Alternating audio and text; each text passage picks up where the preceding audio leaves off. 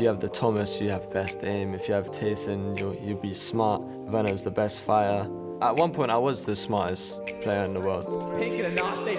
I have a big ego in terms of things like this, and I'm very confident in myself.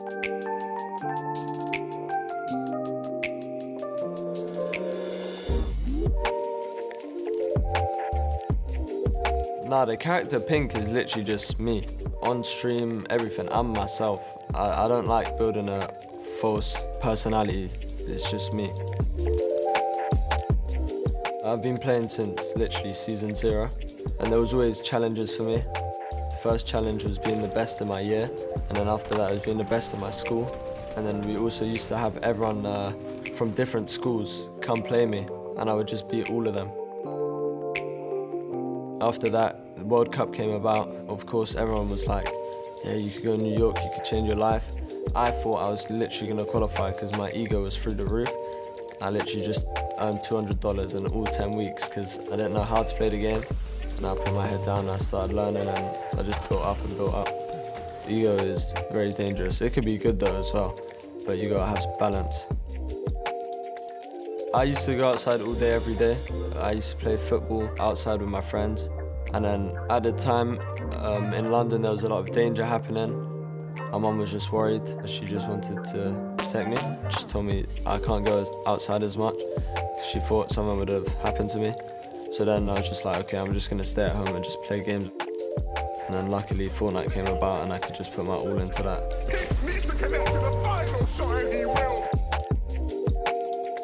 Like, if you ask why is Pink good, it won't be like, oh, he's good at this, he's good at that. I just think I'm very well-rounded and I can do everything at a good level. I can IGL, I can follow just as easily. I can play zero build, I can play build. I can fit in a team really well. I can fight well, if a new meta comes out, I can adapt really quickly. I went through a big dip in my career where I was considering quitting.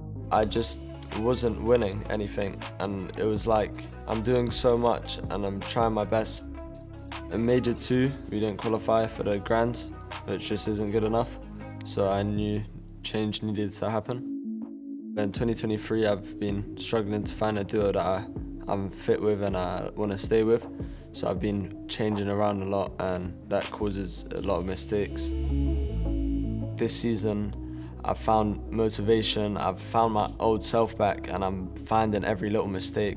Whenever you're a newly formed duo, you're really starting to feel that pressure. Pink and Vico, they're doing their best to stay in this one. If I do make it, it'll be a chance to prove myself for the failure of last season. Inshallah, I come first in Copenhagen.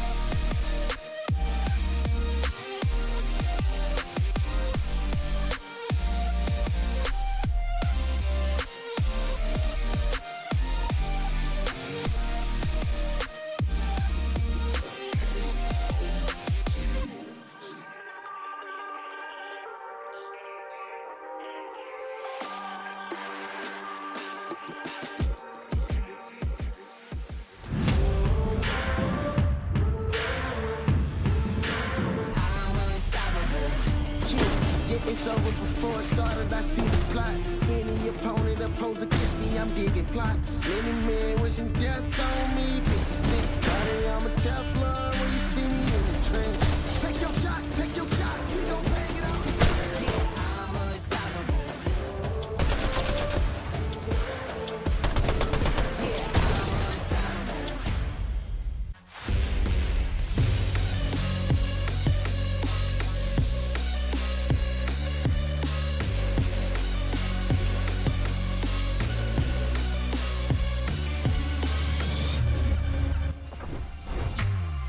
Well, here we go. Hello there and welcome into FNCS EU Week 1 Qualifier. This is what it's all about here. This is massive and you guys in for a thrill, trust me. My name is Adam Savage. Great to have you here as host, but joining me here in our underground layer are the one and only 11-2K Mini Miner. Come on in here, fellas. We have got so much to look forward to here. 11, we're back. It feels like Global Finals was yesterday. We're doing it all over again. We start afresh and we are excited, my friend. Oh, I'm so happy to be back, man. The community has been waiting. It feels like so long since we've had an FNCS competition, and I know everybody has been playing Chapter 5 and are ready and raring to go for the season. Yeah, I think it's been nearly 200 days, I think I saw a stat, since we last had an open FNCS, so I know the players out there, they're ready. You guys at home, I hope, are ready as well, because we are certainly ready to be back, and I'm hyped to be back. I know there's so much to talk about. It's obviously a brand new chapter. You mentioned the map's different, POI's different, duo's different as well. 11. We've got a lot to look forward to here. Oh yeah, so much. I mean, players have had time to sort of figure things out, get used to the season, figure out what's the best sort of strategy and tactics going into FNCS. I certainly have. I mean, we got so much to break down for you guys as well here. Obviously, what's coming your way, the different lobbies, the duos in action as well. We'll do it all for you. We got you. Do not worry about this. Let's actually take a look at one of the duos that everyone is talking about right now. Mini, we've got to bring them into the forefront of our minds. It is the almighty King and Phaser. They have joined a brand new region. I mean, this is going to be explosive. What can we look forward to? We can look forward to some very aggressive gameplay, right? This is a team that, of course, moved over from the Brazilian region, multi-time FNCS championships between them, and this is one of those duos that are going to be a big question mark for this season. How are they going to fare in the biggest region in Fortnite? They've started pretty well so far. 11, 18th in their first duo cash cup, well contested as well, and I must say, King might be challenging for the best sniper in Europe with the title, because Thomas HD, I mean, he's on a bit of a run right now, but King is something different with that sniper. Yeah, no, 100%. When it comes to skill level, there is no doubt in my mind King and Phaser are up there with anybody else in the region. You know, I've asked some of their biggest competitors, what do you think about these guys' skill level based off of playing creative with them? And everyone seems to tell me these guys are on it. They are top players. The question will be, can they adapt to the tactical level of EU? The small details are the difference between the best players in the lobby versus everybody else. Can they figure those things out over the course of the year? If they can, they'll be at Globals no matter what. I can't wait to see exactly how it all happens. And also, Thomas actually was spitting feathers there. You said that King could outbeat him sniper-wise, but it's all to play for this year. It's Major 1, but we're excited for this. Let's have a look at another duo as well here. Veno and Tayson. Of course, these are fragging maestros here, 11. They are an unstoppable tour de force. Do you think they can go all the way, though? Absolutely, man. Look who we're talking about here. We're talking about two of my favorite players. Tayson, one of the greatest of all time, if not the greatest of all time. Veno, over the past 2 years, in my opinion, has been the undisputed best player in the world. Legendary player, the run he's been on. The combination of these two players you'd think is an easy FNCS dub. However, it's been a bit of a rocky start. Many things haven't been going as hot as you'd maybe expected from these two. Not necessarily on the same page when it comes to things like, you know, practice and strategy. Rumors of them maybe splitting up before they've even played a second of FNCS. A lot of people be watching to see how these guys do. I mean, yeah, this is a star-studded duo, right? And we expect these guys to do absolutely incredible. Towards the latter stages of Chapter 4, last chapter, we didn't get to see the best of both of these players, right? We didn't get to see their peak. So hopefully now they can sort of rekindle that. So far, though, they've been pretty good. 7th in one of the duo cash cup weeks. They're looking pretty solid. They need to try and amp that up, though, for FNCS. Yes, they certainly do here. Another duo, you know, newly formed. We cannot wait to see how they fare here. The Serbian and the Dane. Thomas HD and Queasy. Again, Mini, this is a team that we're just really elated to see here. We expect big things. We're expecting fireworks, baby.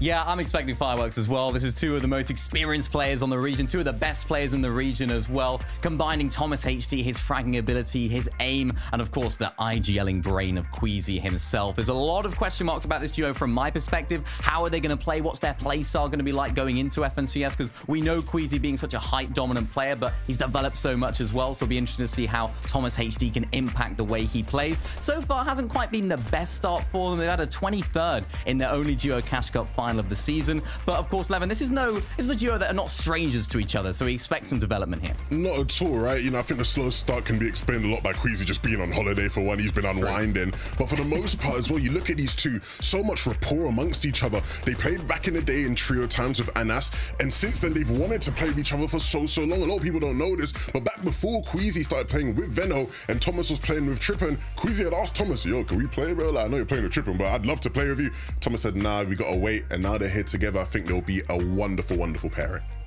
Yeah, will it be? Will it be the first time for Thomas HD to go all the way? We'll have to find out here. All the M's now: monstrous, magnificent, majestic, Mustache and Malabuka. We've got to talk about this duo as well. They're reformed. They're together again here. Levin, what can we expect from this gruesome twosome?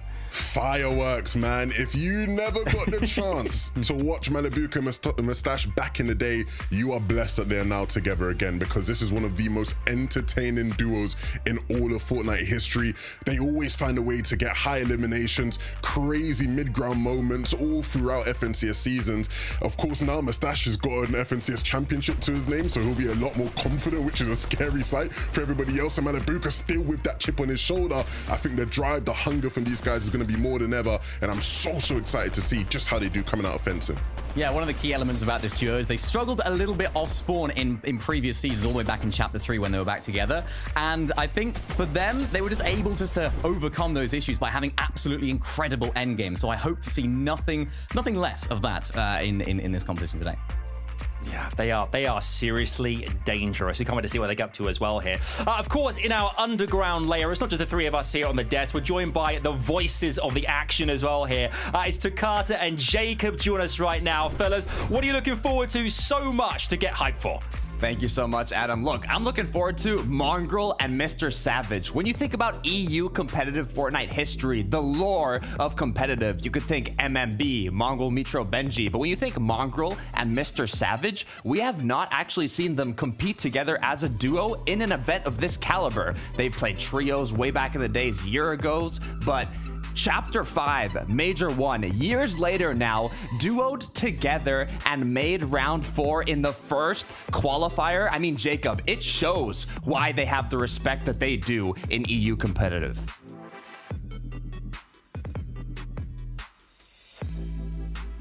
I think we've seen a ton of MrSavage last year, qualifying for the Global Championship, clutching up big in the lower bracket as well to secure his spot in that finals. But it's Mongrel, and I just think to myself, finally Mongrel has come back to FNCS, teamed up with MrSavage, and without a doubt, this is the most electrifying duo in Fortnite esports right now. And I just hope, Takata, I hope people didn't fill up on dinner, lunch, or breakfast just yet, because we are in for a treat being able to watch this duo compete here today.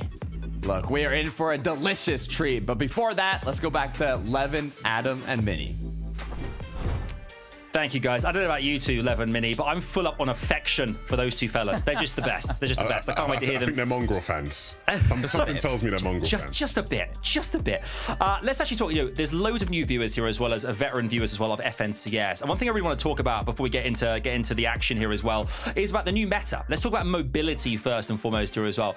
Mini, walk us through what can we expect to see here in terms of rotations, traversal, what items are up for grabs here, infantry style. Let us know all the good stuff. Yeah, well, typically typically in Fortnite for the last couple of chapters or so, we've had that one mobility item, that one mobility method that teams often use, thinking of the hammer, thinking of the kinetic blade. But now we have a little bit of a mix-up and a little bit of a mixture of different ways that teams are going to be able to use their mobility items. We have, of course, those Flowberry Fizz items combining with those Crash Pad Juniors. We see some teams that are trying to make it happen. I think there's a little bit of adjustment for these teams that are trying to make it work. And these mid-game rotations, combining the Flowberry Fizz with that Crash Pad Junior, can just send you absolutely miles, Levin. Yeah, 100%. I think the key to understanding mobility and movement in Fortnite is very, very simple, ladies and gentlemen, is this. Use thing to move far without material. It comes down to that. And so players always are looking for combinations to do that. And this season, there are so many of these cool combinations. We're seeing people making use of the Flowberry Fizzes as well as the grapplers, right? All these different items pairing together, and it allows you to, sort of traverse so much distance. And that means you save so many more materials that you then use in the deeper stages of the game. It's what makes the best teams, their ability to conserve those materials for the most important moments. That's right. One team, I really want to highlight another duo here because they just seem to find new ways every season, every chapter to succeed so unbelievably spectacularly here. Of course, the Polish Princes, the Polish Panthers, Cammy and Seti. Playstyle-wise, Mini, what is it that makes them so darn special? Well, I mean, you hit the nail on the head right there. They always seem to find a way. They always seem to find some new strategies that just blow our minds every single season. And every single meta, they seem to just thrive in. No matter whether it's a high ground meta, low ground meta, they always seem to evolve as a duo. And this season, this chapter is absolutely no different. We're seeing yet another Cammy split drop spot that is working so well for them. Even still, the little strategies once again, using the EMPs to actually fish, which I didn't even know you could do until a couple of weeks ago when I was looking into this team, and having so much metal at this drop spot. It's just a staple element of their drop spot. And you can see, of course, them using those EMPs yet again to get that gold. It's every single element, every single strategy that they implement here, Levin, is just to perfection. It sets them up perfectly for the mid-game and endgame.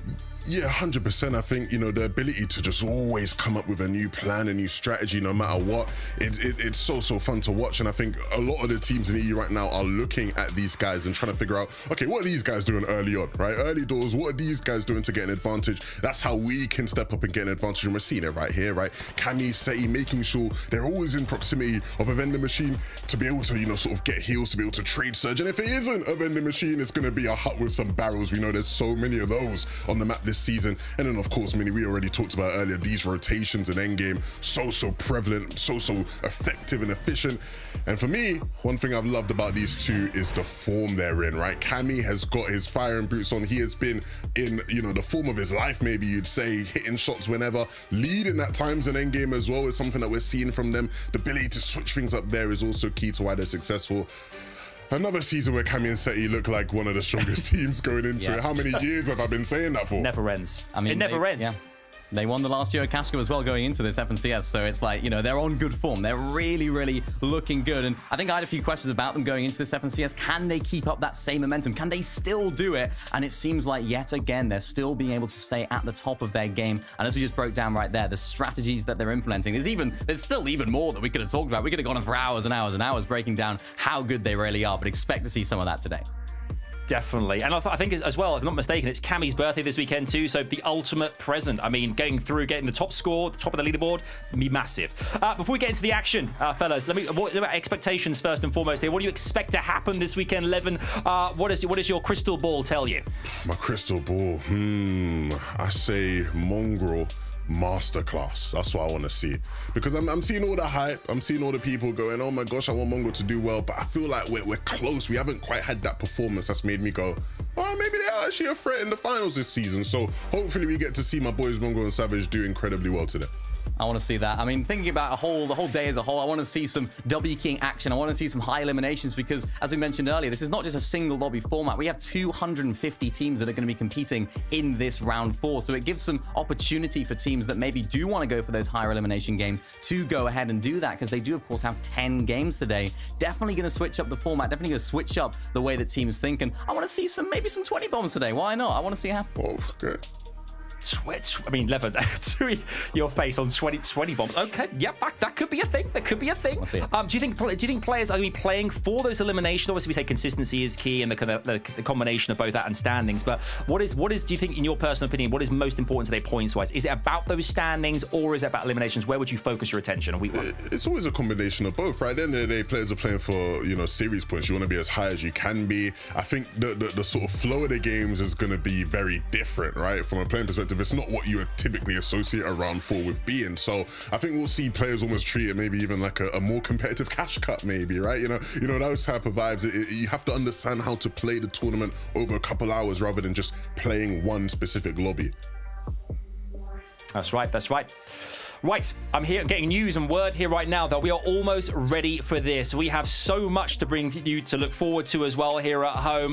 Let's do it. Let's jump on in. The battle bus is being boarded as we speak. Let's head on over to our incredible casters. It's Takata and Jacob. Let's go, boys. It's go time.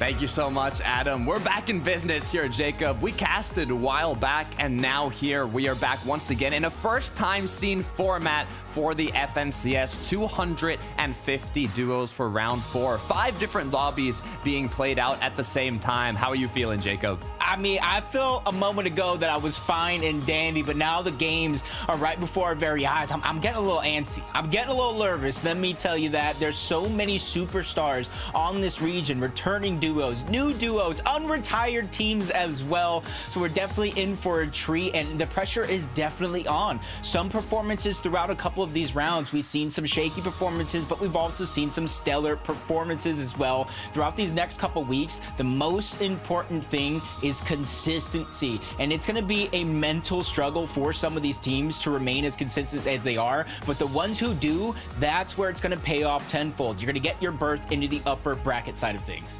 Yeah, I mean, you're talking about nerves, Jacob, but the players should be the ones that are feeling those nerves as well. But there are some duos that are probably feeling confident. Malibuca MrSavage all the way in first place from the 3rd round. Mongrel and MrSavage, we talked about them qualified. King Phaser barely scraped their way in there. I think they finished 214 points, just above the cutoff. So the good news is a lot of the big names are here. They're going to be getting into the action. And like you said, for that upper bracket, you will have to get top 50 in terms of consistency.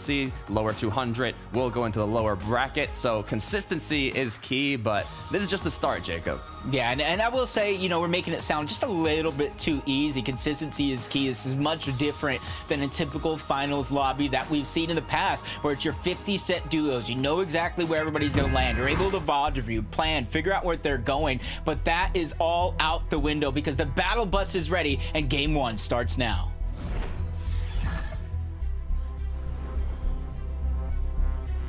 Players are loaded on up, dropping in. I see Scram, I see Nako dropping in. Nako actually qualified in his last match from round 3. Clutched it up with the victory royale. This is it, Jacob. Definitely is. I got just as excited with Naku over on EU. You know, even though I am Jacob PR, I got a little Spain in me as well. So that's one of the brothers over on EU that I kind of root for. And already you're seeing a little bit of a struggle, but it is going to be a trade. Srapped is going to be the first one that goes down. The bait and switch. Maybank goes and takes charge, and Naku and Maybank go ahead and win the first exchange of our finals lobbies. Huge way to start off the momentum. But look, the good news for Scram, as we talked about it, there's 5 different lobbies going on. Normally, in a set 1 lobby format, they'd have to wait the whole match to play game 2, but now they can just queue on up again. All the other players that maybe it didn't go their way in the early game will get into the same match, and they can get right back into the action. So you kind of can keep that momentum going, but hopefully you want it to be positive momentum and not momentum of losing the early game. Yeah, and this, you're exactly seeing the double-edged sword of these style of lobbies. 1 team contested, 1 team uncontested over towards Classic Courts. And there was a ton of loot over on that side of the map, so uncontested is truly going to be a blessing. But let's talk about the entrance of our POI Snooty Steps. You go ahead and get access to that mythic hammer pump. You get access to the medallion as well, which grants you shields up to 50 as long as you don't have any. Similar effect towards the mini. His Axe Force is already down. Roban trying to go ahead and make up for lost time. And the tricky thing for him, a little bit of a blessing and a curse, is because there's so many NPCs nearby, they may not exactly know where he's positioned at. You can see how many duos were in the surrounding area as well, making it even that much more difficult to make your decisions early on. But for Marco and Vision here, they've decided to quickly keep on rotating through, continuing with their loot path. What's crucial in these higher tier lobbies is having that early game planned out, having your loot path planned out, and the rotations depending on your opponents. But when you're in 5 different lobbies, you don't know exactly which opponents you're going to be facing against, so you can't calculate as much. Yeah, looking at the drop spot, you've seen some of these POIs having as much as 5 different players, but Snowy's goes down. Great effort trying to break into the box, but it's just not enough. A trade, and things turn on its side just like that. He's O's and gets a big double elimination. Persians coming up big, saving the day for him and Snowy. And that's the thing as well. We talk about so many different teams being able to potentially contest these POIs. It is so hard to prepare for one team, let alone the potential for 5 different teams. And that's exactly how things will play out. Things shaking up at Reckless Railways. Gotta be careful there as we switch on over. Fan favorites, MrSavage, Mongrel, who look to have a pretty peaceful start here. No elims to their name, but a lot of time to fish around. We saw, like Cammy and Seti, you can use those shield breaker EMPs to loot or fish more efficiently, sorry. But switching back over to iDrop here alongside Nebs, got themselves into an engagement. The good news is they did get that first elimination, gives them that player advantage, 2 versus 1. But you can see Moneymaker putting on his boxing gloves, might be ready for that third party soon.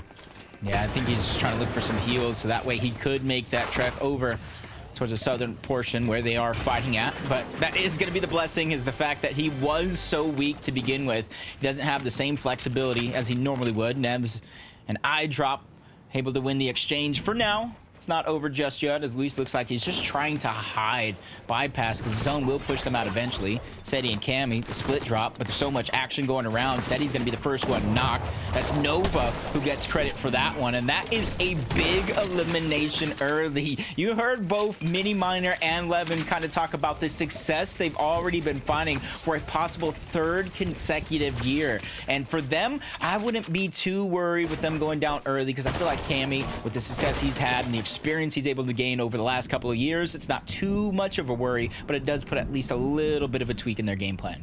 Look, it might mess up the momentum a bit, but like you said, they're veterans. They know how to handle these situations. They've been in these situations countless times. But you know, you gotta say, Cammy's gotta be feeling a bit nervous, crouched up in a corner here. You never really know what your opponent might be thinking. Good news is we have the pros of seeing that mini-map with the opponents on it, so we can see that they have disengaged, and Cammy now has a bit more flexibility. But the question is, how long is he going to be staying here as the zone closes in? Next zone appears. The surrounding area gets smaller and smaller, and the opponents get closer and closer. And this is what happens in these style of lobbies. I think a lot of players feel a different amount of confidence than they normally would. You tune into Eclipse and Dexy getting another elimination on the Wolvex. His teammate long gone. You got to imagine that might be him on the mini-map on the outskirts towards the west side. Just trying to find some loot. Have plenty of time in this game trying to backtrack for that reboot card. As long as Eclipse and Dexy choose not to camp it, but a nice snipe like that's going to give them confidence to continue to push on over. But not just yet in their plan. That team is going to be able to disengage, keep their game going. For Eclipse and Dexy, at least that's something for their surge. We can see what happened here with Cammy, as it looks like it might... Oh, no way. No way. I thought it was over. I thought it was over. They jumped over Cammy. They used him like a little stepping stone to get over the ridge, and they still didn't see him, Jacob. I just imagine Seti in his ear, don't be suspicious, don't be suspicious, as Cammy just narrowly escapes. And those are the moments right there, though. Sometimes it's a big impact moment, you get elimination, a huge refresh. Well, it's that moment right there. If Cammy and Seti could come back, we'll say, hey, it was because he hid just like a rock between a mountain, any crevice you can hang on to. He found some success. His iDrop and Nebs rotating around the map. And you can see, I think they have their lines of sight towards the right side of the overall map where there's less people actually contesting it, plus there's static launch pads to give you that mobility. All about making use of that natural environmental mobility, launch pads, rifts, you've got it all, but right now mobility isn't the key factor for iDrop here as he's forced into a situation where he does not have the advantage. He has to make something happen to come out on top. He does have the positional one, but with the 1 versus 2, it makes it that much more difficult as he tries to make a disengagement here. Drops down below to the dirt, close to the water, but is he going to be able to make it? How hungry is his prey right now? Looks like he's just kind of getting pushed around a little bit from everybody else, not really having the flexibility to choose what he wants to do. And they actually do see him trying to heal up, so they got to know that he is weak. So now they're on the chase, especially with the grapple blade. They're going to be able to cover distance rather quickly, and the cut back from iDrop trying to catch him off guard. And this is his best chance. Try to separate both of these players into 2 separate 1v1s, but the damage is just insurmountable. Too much for iDrop to overcome. He's going to go down and get sent back to the lobby for another game to queue up. Only so much you can do, but the non-stop action continues as Cammy now, he was camouflaged into the rock, but looks like when he's in the water, he can't turn into a fish as now they found him. The hunt continues, another chase. Good news, has the grapple blade, has that mobility to try and escape, but so does his opponents as they continue to hunt Cammy down. How long will this go on for? Being out of the zone, delaying as much as possible as Cammy gets cracked, and now that is ultimately gonna become his fate. Honestly, Takata, that doesn't worry me too much. You know, Cammy and Seti, they've had slow starts before and still have been able to burst up the leaderboard in no time. But we'll see. We'll see how the day goes on, because a different format, different set of skills is going to be required overall, as Creox just seems to be under siege down low, even explosions popping off. Needs a little help there to kind of finish that one off. Even QB taking some shots from the high ground. And this is what happens when you don't or aren't able to really pinpoint your opponent's location right out of the gate. They get that early advantage in terms of damage. I just want to see them end this fight rather quickly and not let these eliminations escape through their hands. The 2 versus 2, good news is there's not too many opponents close by, so it should be a fair fight for the time being. The question is, like you said, how long will they continue to take these shots before making more of an aggressive play? As it looks like Chekeni, Ryuga, they might want to just disengage. They have the grapple blades. They don't want to take any risks. They did have the HP and shield advantage, had their opponents boxed down below. Feeling a bit scared, but you know, you don't want to take these risks if they're unnecessary. As now they continue to climb up the snowy mountain and can look around and kind of see how their opponents have been rotating and what options they might have even for a bit more tags. But back to MrSavage, Mongrel. Looks like they got a cash. Still no elims to their name. Wondering how much damage they might have at this point. They have crossed quite a few duos. That looks like they're already on their surge path. Up above on ridges, mountains, hills, anywhere that gives them a good line of sight to their opponents. But for Mongrel and Savage, they're just going to keep rotating through. It's interesting to see their loadout, that they're not really carrying any mobility. As we jump into another fight, Sardox is going to go down. But even the team right before our very eyes, Shady and Krayer, they have their grapple blades. That's something we've seen almost all season long, whether you're using your Flowberry or Flowberry Fizz rotates, you mix it with a grappled launch pad or a crash pad. There's at least something in your inventory that allows you to close or create distance rather quickly. So interested to see how some of these teams in general will perform without it. And you're seeing so many different variations, even Ugle choosing to grab the grapple blade, mix it in with a sniper. And I think even with the nerfs to the sniper, in the right person's hands, it still packs a punch and can change a game plan in a moment's notice. I mean, when you have that one shot to the head, even with the new change in bullet drop, travel time, these players, they're veterans, they're elite in Fortnite competitive. They spend the time practicing to hit those shots, and all it takes is that one headshot to give you a huge advantage, the upper hand in the engagement. As we switch over to Fistroki Hijo now, looking like they want a little bit of that action, that chaos, as they continue to take pop shots. Polish Jeff with his position. They're almost like in a square split. Got to be careful for all angles. Ooh. He's going to try to break into the box. Fastroki was on the tail end of that one, but luckily for him, he's narrowly able to escape and create some distance. Hydro's there to reunite, and that's what's going to be important. Have to be able to play defensively. Jeff almost taking first wall. Cone's there. The fire is going to be shot back, but Jeff goes down and up out at the same time to take down his opponents, and that's the most important thing with the fight. It's changing directions, changing these different elevations so your opponent doesn't know exactly where you're coming from, and that was played absolutely perfect. Polish Jeff with that confidence too. You saw it. I mean, Hydro and Stroker were taking some pop shots, were playing slow, but Jeff did not care. Went straight in, played for that aggression. As now mid-map objective showing up here. Island has appeared. Snowy now looking to get on up. As Artist and Hoodie though are close by, taking shots. Huge connections from Artist here, but not enough to play aggressive. But it is enough to hopefully start capturing the flag and maintain the box up here. Yep. And you can see they're going to be the first team to actually go for Loot Island. Everybody else right now, if it's in your mind to not try to contest that, you need to make that conscientious decision rather quickly, because 4th zone, 5th zone, when Rift Island has the chance to be inside, the next couple will force Rift Island outside of the zone. Whether if it's a far pull on the 50-50 or a short pull setting up, these teams need to start making that conscientious decision around their positioning and where they're actually going to land here in the zone. Some may have a little bit more flexibility than others, as Gripey outside of zone for now. Does have 2 med kits, so he's gonna have an opportunity to make it in, but with 2 different teams acting like gatekeepers, how far he's gonna make it in is a whole different question.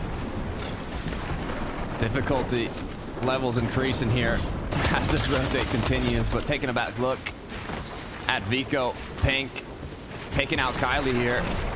This is how Gripey lost his duo partner. And look at this, Jacob. The action might be starting. All it takes is one shot from the Reaper. Send his opponents to the Shadow Realm. Does not connect. As now, you can see the quick decision to just continue rotating. When you have this sniper rifle in hand, if you're unable to connect that first shot, it's not worth it to make a full engagement from the scenario without even a tag. And you can see how quickly they change their mind, as now they just continue farming on up, rotating. Only 6 shots as well in the chamber for MrSavage. But they're relaxed, you know, they're just rotating, doing their thing, not stressed yet. It's like you could see their experience in real time. You know, you can easily try to go ahead and play aggressive W key, especially in a lobby style just like this, but they know exactly which fights they want to take and which ones they don't. As we tune back into Vico and Pink, they found that elimination onto Gripey, so they get sent back to the lobby. So their game here in this first one has come to an end, but luckily they can queue right back on up and continue things off. But this is how they were able to get the elimination, the multiple angles. Pink down low, Vico coming from the top, and they just sandwich him and eat him up. The 2-on-1 is always difficult. Now 4 elims for Vico and Pink, so they're feeling pretty good getting here into the later half of the mid game. Meanwhile, Active Pixel, the duel, going straight into the engagement here, cracking their opponent, leaving them very low, but you got to be careful of your surroundings. Aim is not a missing factor for the enemies around them, as now they're forced to take a step back, heal up, get the shield back. No medallion to them, so they do have to use the minis, the bigs, which isn't infinite. Like if they were to have the medallion like Zane here, you can see healing up to 50. They can just drop it back and forth between each other, depending on who needs shield, who doesn't. As now, what a loadout as well. Mythic, Striker AR, Grapple Blade, Sniper, Medallion. I mean, that's the position you want to be in. Yeah, the only thing that's kind of missing now between the duo is some HP to kind of regain. One of them actually needs it, the other one not so much, but You see everybody kind of getting jam-packed closer and closer together. And this is the stage of the game to where everybody is forced to be in close proximity with one another. So those exchanges that you were freely able to take early on in the game are not as safe as they once were. So being able to peek through the cone like CZB and Nathan are currently doing, getting some information of where everybody's going to be before the next zone pulls all the way towards the western side of the map in the first 50-50 of the day. Now the duo's planning out what's that decision, what's that rotate going to look like. You can see at the bottom right, a lot of them choosing to go up north, hoping to not find as many duos looking back at them who have already been placed inside of the zone. For Strand and Kovacs, though, they were fortunate enough to pull that zone, as now they have the freedom to look around at the duos rotating in, take some shots, do some damage. And I ask you a question real quick. The zone's on the 50-50 right now. Obviously, that Eastern Tide is going to get stacked. Does Takada move over when the zone opens up? Like, what situation makes you go for that space versus not going for the space? Look, if you're comfortable on loot, if you're comfortable on damage, and you don't want to hold these people on the edge, you can play for that full position. If you have the materials to possibly take an advantageous position on the moving zones, you can go early. But for a lot of people who've already built up their boxes, who don't want to use more materials to rotate, they just have the freedom to stay here, take those shots, do the damage. And it's all depending on the situation they were in beforehand and the playstyle they want to continue with. But when you don't have options, and your duos like Artist, like Cutie here, who are going to make use of this crash pad, rotate, possibly combining the Flowberry. We talked about it. Mini talked about it. Unfortunately, though, their idea has been shot down, literally. No more crash pad left. Have to use a second one now, as their opponents keep taking shots at it. You gotta be cautious. And that's the thing, man. You can think outside of the box all you want, but if your crash pad is also outside of that box, that is what's going to happen 10 times out of 10. It just goes to show how aware everybody is in this lobby and how much they're learning with each and every one of these new techniques that do come out. So, I mean, great wherewithal for them to learn it, but even better for the lobby to kind of spot that one out and shut it down before it started as Sky Move able to find a huge impact elimination there on a player separated from his duo, because him being a solo, those materials, all that resources is so crucial for the rest of this game. Back on Mongrel and MrSavage now. Already positioned themselves in zone. Still have a good amount of consumables, good amount of materials. I love that they're positioned here on the ridge as well, on the mountain. So they are elevated compared to a majority of the other duos who are rotating on under the train tracks. And it gives them that advantage if the zone does start pulling more towards the east. As now reinforcements come through, they've got a lot of space to work with.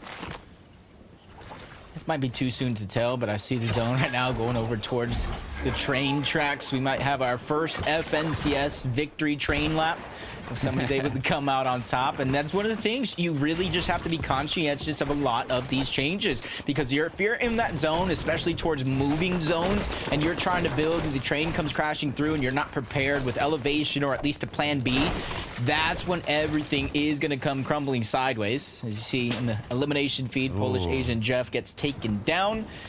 Unfortunate, especially with how good of a move he just pulled, but you're seeing just a couple of teams over on this side of zone. Elevation's already been found by Cringe and Noms. Some of the most elevation in the lobby. There might be a few teams around that have just a little bit more. Train, you can see, is going through the tracks right now. Hopefully not going to run into any of the opponents here that were built up on the train tracks. I'd hope they would have made that decision beforehand. As now K's, though, in the chaos. Bullets coming in from all the duos that are already based up. But Nova and his duo partner will pick up that knock, will refresh all that loot that they were missing, but fortunately enough, they aren't missing too much at all. Have the 3 medkits, have the shields, have the full materials, as now zone has appeared. 8th zone, southwest side of the map here. Good news for a majority of the duos down south, but the few that were up north, you can see now deciding if they rotate on that dead side to just go through the pile of players who are stacked up on the east. Yeah, you talked about that west side being the slower side. There's one duo that's just taking that opportunity in stride, rotating all the way around. Nobody even really looking in their direction throughout the majority of this rotate. Finally, Nova and Phalanx are going to get the memo, begin to rotate themselves, but 93 above the damage threshold. They don't have to worry about Surge for now, but it's something that will be looming in the back of their mind until a couple more players can go down. But with high ground that isn't so high for now, Oogway and TJ, they're able to get the first knock on a couple of players trying to rotate in towards zone, and that is what happens when you beat everybody to the punch. You have the luxury of looking back and just lighting up the playing field. Already 8 elims for that duo, but a duo that was looking so bright now. The light has darkened as Pink is left alone. Vico with his 4 elims taken out. Good news, using that Flowberry Fizz to get that mobility boost. Rotate on to the less congested side of the zone, and it even pulled towards Pink here. It's huge zone-wise, but after getting cracked now, he wants to move positions, doesn't want to get pushed by that duo. Big Shield comes through, has a med kit, has the Flowberry. Pink should be able to last a good amount of time here. Yeah, great decision to slide down the mountain away from the zone. But what that did is moved him closer to other players, so he wasn't going to be the focus. Because you know as well as I do, if you see one person tagging up a solo, you're just going to join the fray, even if you don't get the elimination. So Pink really thinking outside of the box, but high ground continues to be maintained by Oogway and TJ, as they're just looking back to the side of zone, trying to tag anybody up before they make a chance to get there. But Mongrel and Savage, they've been scathing by a smooth and simple game, but they could be waiting for moments like this. Almost max mats for Mongrel alone. Huge amount of materials, low amount of damage. Good news is that shouldn't be a difficulty for this duo. Now, on the side of the zone where all these other players are rotating through, opening up the floor to find those options, to find those tags, get that damage. Unfortunately enough, or fortunately enough, actually, they go up to 16 above, but how long are they going to be able to hold that? High ground Not long. has been taken. Marco, Fire Bro, now up above in the clouds, looking down below, connecting to those structures, making sure they can keep this elevated position. No Flowberry Fizz, no Grapple Blade though, so they can't go too high. Only 6 builds to work with as well as they scabber through. Kind of called out their worst case scenario. No mobility, no way to really catch themselves, especially with the amount of elevation they have. But we move into our top 20. Cringe here as a solo. He lost Noms across the way, but Pink goes down as well, joins him back into the lobby. They're going to quickly try to queue up for another game as Mongrel and MrSavage. A bit quiet when it comes to eliminations, but this is the moment they could have a chance to pop off, quickly staying towards the front side of the zone, above everybody else, which gives them opportunities to peek down, but Savage gets ahead of himself momentarily. Luckily, he's able to get bailed out by Mongrel. Huge refresh, recuperating materials, such a good amount. They could start looking up a little bit.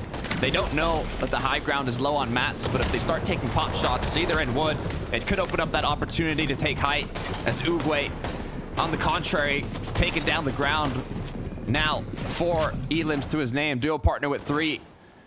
High ground, trying to scavenge everything they can, manage up top. Nobody is taking shots at them. Nobody is contesting them. They have freedom right now, but for how long?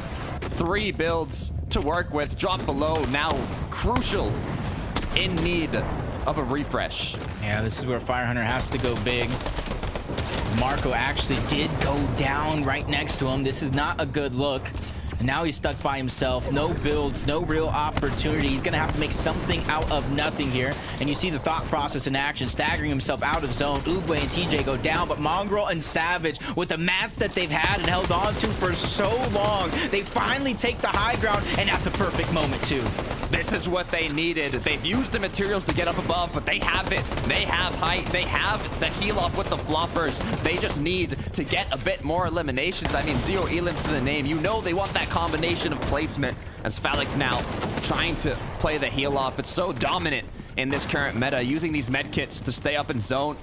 Give your time to think a little bit, figure out the next move, as Savage now has decided it's elim time. It's time to pick up these eliminations. 3 already to his name in an instant as he continues back above. Yeah, big pickup on those Siphon mats. Reunites with Mongrel as well at the top of the mountain. Everybody else down low in the mud, struggling to make it through. Kuriyama's going to go down. Phallic still being able to hold on strong. Ivalsik is able to pop that first of 2 med kits, but time is running down. Final 5 teams left alive, with a couple more being dropped off towards the backside of the zone. Debule trying to reunite and hold on for his teammates, but another player is going to be dropped off. MrSavage and Mongrel. The return of Mongrel himself in his debut match in our FNCS Week 1 finals leaves it to Savage towards the backside of his own, going for the heal off, but will he even need it? Yes, he will. Mongrel's not able to connect, but this one is done and dusted. Not enough heals as MrSavage wins this one by a mile. Played by the books in the current meta. 2 med kits, 4 floppers. They had all the heals they needed. Mongrel just had to disrupt the low ground, take shots, do damage, try and elim as many opponents as possible, and that is exactly what happened. Game 1, the duo is looking strong with the VR. Yeah, throughout the course of that game, it was Mongrel that had the floppers for so long in his inventory. You see the shield fields there for MrSavage, but as soon as they got to the last portion of the game, they switched up their win condition, they switched up their roles, and played it to perfection to win this game. Even with Mongrel going down right towards the outside, there was more than enough heals on the back of MrSavage for him to last a lifetime. That's going to be game 1 for our EU superstars, but I'm going to throw it on over to 3 other superstars, Levin, Mini, and Adam, to break it all down. Thank you very much, fellas. Mongrel and MrSavage, can you believe? We talked about it at the top of the show, and they delivered the goods there, winning the first game here on the broadcast. We were talking about this, fellas. We were talking, saying, hey, you know, they've done well. They've kind of managed to utilize, rotate well. They've kept above Storm Surge. You know, no elimination to speak of, but they've done enough. Levin, suddenly they deliver big time. They go big all the way, get the victory royale, 3 eliminations. I mean, job done. Great start to the competition. I mean, it doesn't get better than that. Hundreds and thousands of people watching all around the world, and they deliver the goods. I mean, it is Fortnite heritage we are seeing here on our screens. MrSavage and Mongrel doing so well, Mini. And I think for me, the most impressive thing for me throughout this game was seeing MrSavage at work in that endgame. The way he led them throughout some of those layers, the height take towards the end as well. Like, I really do think we are seeing a MrSavage that is possessed. He wants to show, no, I'm not just here to focus on content and play with Mongrel and have fun. I'm here to win. Yeah, because MrSavage, right, he's developing into such a great IGL. He's been such a great IGL for a long time as well. And for a little bit ago, he sort of was thinking, maybe I go into the more fragger role. Maybe I go into playing with Pink and playing in that more aggressive fragger style role. But no, he's leading the way absolutely perfectly right now. He deserves so much credit for the way he's doing it. But I also want to give Mongrel some credit as well in that end game, because they were below on Surge, 50 below there at one point. And it's very, very easy, particularly for a player that hasn't had the experience of the last couple of chapters in Mongrel, just to go, I'm just going to hop in. I'm just going to go straight into a box. I'm just going to get this Surge and just almost tunnel vision your way to try and get above Surge. He didn't do that. He didn't let his emotions get the better of him. He followed Savage perfectly well, and the high ground take was made to absolute perfection. Really great stuff from this duo, and let's be real, it was written in the stars. Game 1, Mongrel and Savage couldn't ask for any more. Mongrel with a bit of discipline, man. Maybe the ice baths are working finally, you know what I mean? It's the tactics. The art of it, indeed. They are indeed. Let's see exactly how that affects things in our competition here as we check out the standings on our leaderboard. And this is how it stands. Loads of teams competing right now, vying for points here. And Levin, we can already see that in 4th position, Mongrel and Savage, you just saw, are already in 4th place, but there's loads of other teams scoring big as well.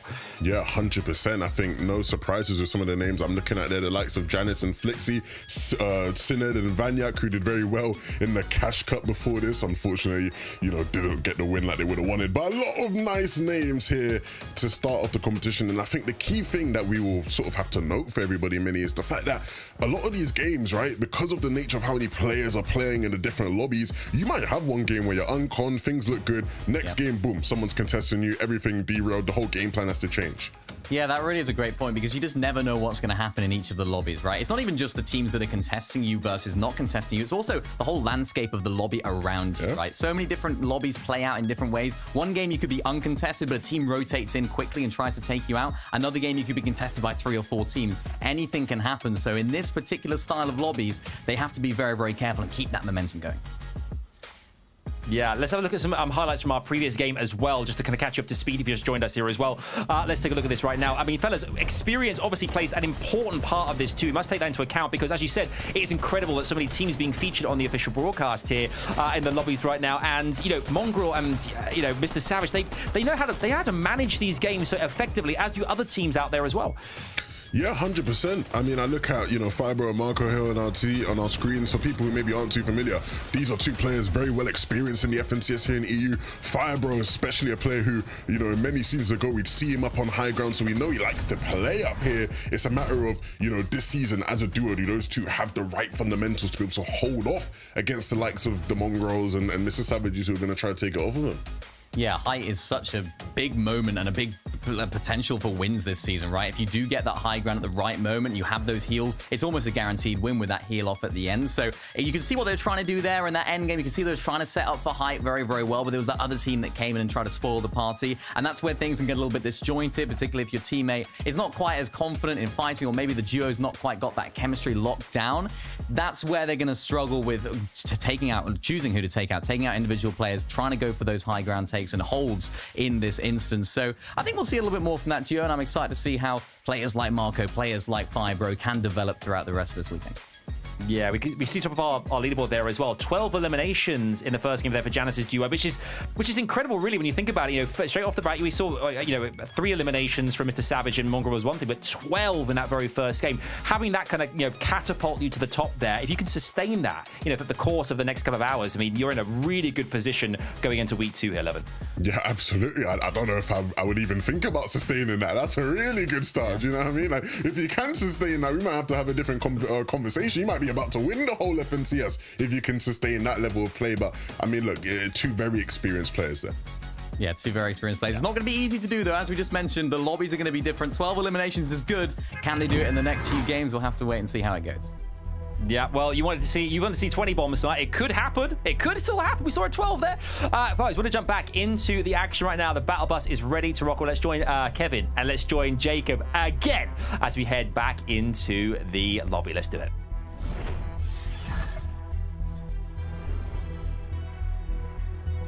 Thank you so much, Adam. We are back and we are straight into the action, Jacob. A reminder, as there is 250 duos, 5 lobbies are being played simultaneously. So we have that opportunity to go straight into the action, straight into the late game, and going straight into Cammy and Seti's elimination. First elimination on the board. Yep, if at first you don't succeed, you try again. I feel like that's been the motto of Cammy and Seti. Even when they have bad games, they always figure out a way to rise up from the ashes and pop off. And they found a big elimination late in the game, and it's usually late in these games where they begin to pop off in terms of elimination. So the first one's on the board to get the juices flowing. And you're seeing all around the lobby, you're seeing the feed begin to light up, players going down, and I think this is a chance. A nice shot by Tayson, but in a 2v1 situation, and Veno already down, they make light work of one of our premier teams. Still more premier teams to go in this lobby, though. Taking a look at Fremont Fakey, you can see now 6 zone already. Seen a lot of zones on this side of the map, the snowy, chilly side. A lot of changes in elevation, a lot of danger that could arise from those moving zones. And for the duos that might not have had the brightest early to mid game, getting staggered on their rotations, now having to make it in the last moments. You can see they're kind of free pickings here for the duos that have already been based up and are just looking for those options. And this is where I look at the zone, I begin to get a little nervous. Not as nervous as I was playing, of course, but the zone has potential to go over different terrains, elevations as well, and this is going to be one of them, as Trip and Fordoxy are positioned high up on the mountain, but for them, they're going to have to rotate.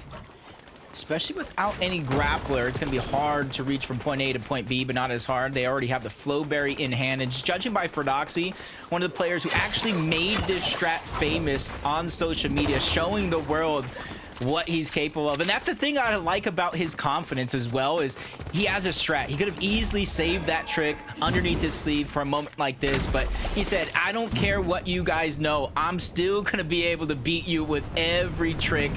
And this is where you see the rotation in action, wasting almost no mats, no resources to get there.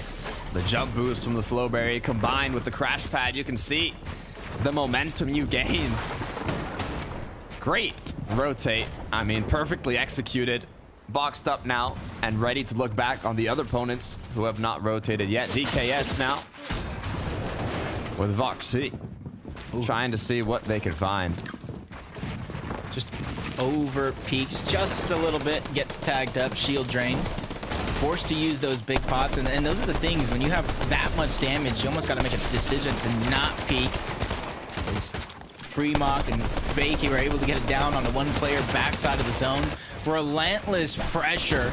They're able to clean it up as well. They get attacked from the backside. Frankie, you better watch twice before you try to steal their cash loot. Gotta be careful. Gotta know who you're going up against here. As the matches go on and the Titan players continue racking up their points on the leaderboard, the matches will just be getting that much more difficult. As now, 3 elims for Fakey Freemock. Over 1,000 damage done already, ahead of the Storm Surge threshold. But they're still looking for more. Ahead of the zone, looking back. It's kind of scary that they're in a bit of wood there, but they're going to keep rotating as it wasn't their final structure, their final base, which is why it was made of wood. As now I drop Nebs on the backside of the zone. Have to use the grapple blade, but pick your path wisely here, as danger levels are at an all-time high. Him and his teammate get momentarily separated.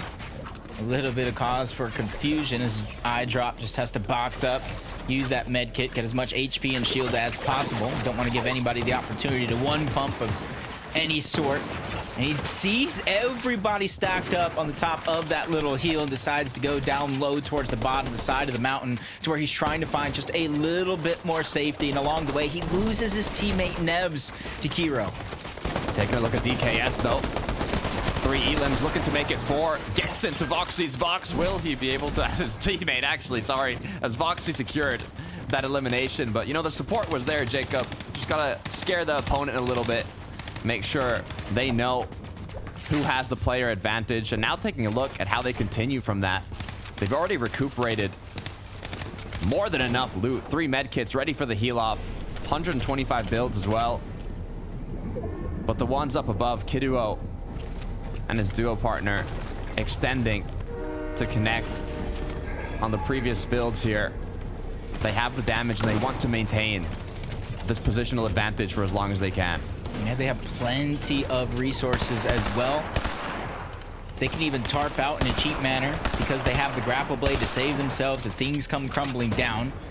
As Kiduo set his eyes towards the low ground, popping a couple shots, letting them know nothing is going to be free in a game like this. Seti and Cammy rotating, just like they always do. They try to beat everybody else and get to the front side of the zone, even grapple blading with a little bit more elevation in mind. Pressure's there momentarily, but it's nothing Cammy and Seti can't escape.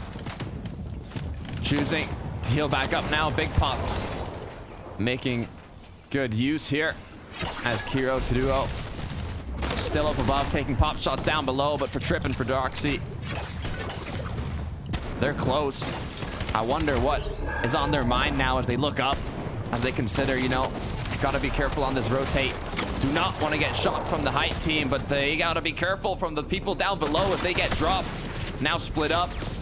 Gonna have to regroup here. Gonna have to continue with the rotate as now Cammy gets taken down all up to Seti. 1 elim on the board, looking to make it 2. 1 more shot, just needs to connect. Seti, please, there you go, that's 2. But now 34 HP to work with. Flowberry Fizz changed for 3 medkits. Just has to get the zone and he can heal back up. Yeah, perfect decision there from Seti, especially with so much chaos going around. Kind of bumbling around with that grapple blade, trying to go ahead and find himself some safety in towards the zone. Finds it momentarily. That's where the first of 2 med kits are going to pop off, but high ground in full control continuously from Kiro and Kiddo. They had a great amount of resources when they first took it, but now can they hold on to it? Looking for angles. Double pickaxing through. Playing compactly here as they know at any moment there could be that battle. There could be that engagement. Fastroki though, looking above, dropping height. It's the high ground retake. Are they going to go for it? Or are they going to drop down and play passive?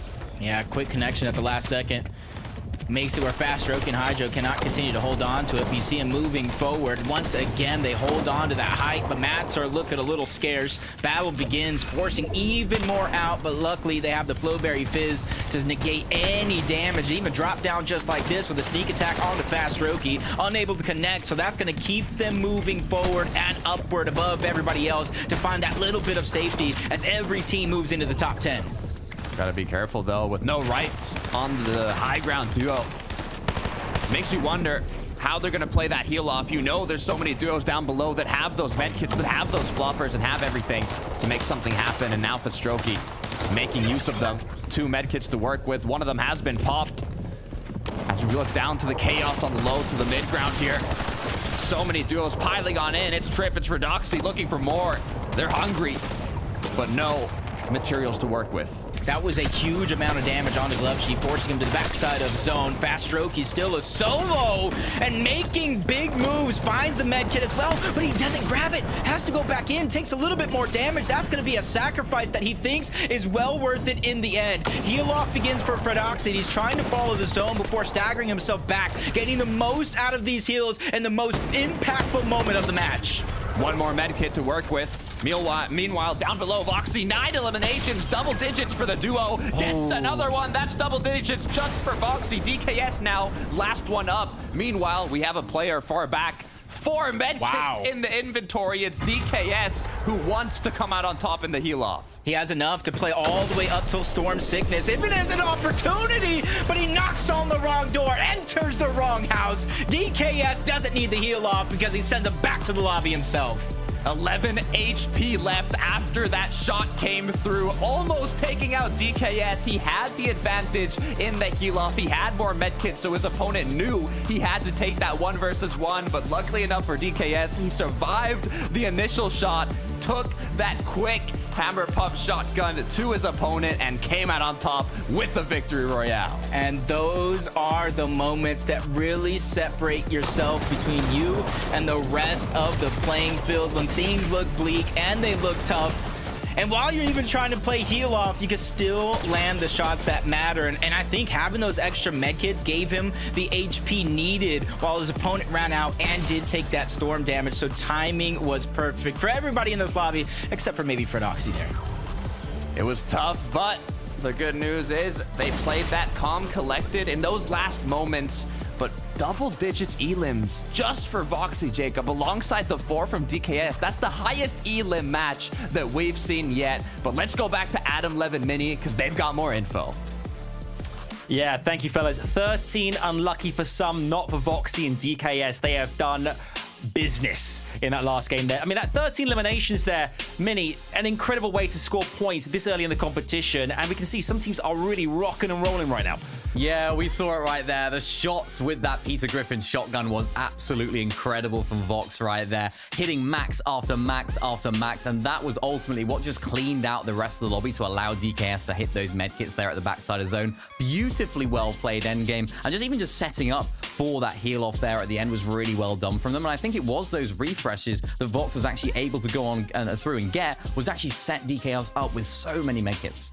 Yeah, 100%. I'm glad you mentioned Vox with the Peter Griffin shotgun, because I was going to say that was probably the best ad for landing at Snooty and winning that shotgun, because, oh my goodness, he was putting in the work. Crisp, clean shots all throughout that game. And then, of course, the one here onto Fred in just a moment was really, really nice as well. It was just like, I didn't even think he could do that much damage there. It was nice, so clean. But yes, the heal off in the end, obviously being the sort of deciding factor for them. And it was close, right? Neves, who was healing off, you know, he ran into the box for a moment. I thought, oh my goodness, he might actually do it. But no, they win it out, and well deserved, man. Of course, we just were hyping up the sort of 12 elim win on the leaderboards we saw, but now these guys top it by the 1. So maybe if we keep going, we'll keep, you know, eventually get to that 20 bomb that Mini was talking about. Yeah, I mean, we see a lot of that as well. We see a lot of those players that are going for those heal-offs right there at the end and actually just running around to try and find the other players that are also healing off while healing off. And we saw that right there at the end. Just two players that were trying to move around, try and find where each other were, just so that in the event that one of them does run out of medkits, they can actually fight it out. And that's what we saw right there. DKS didn't even need those final couple of medkits because he was able to take advantage of that shotgun and use it effectively well.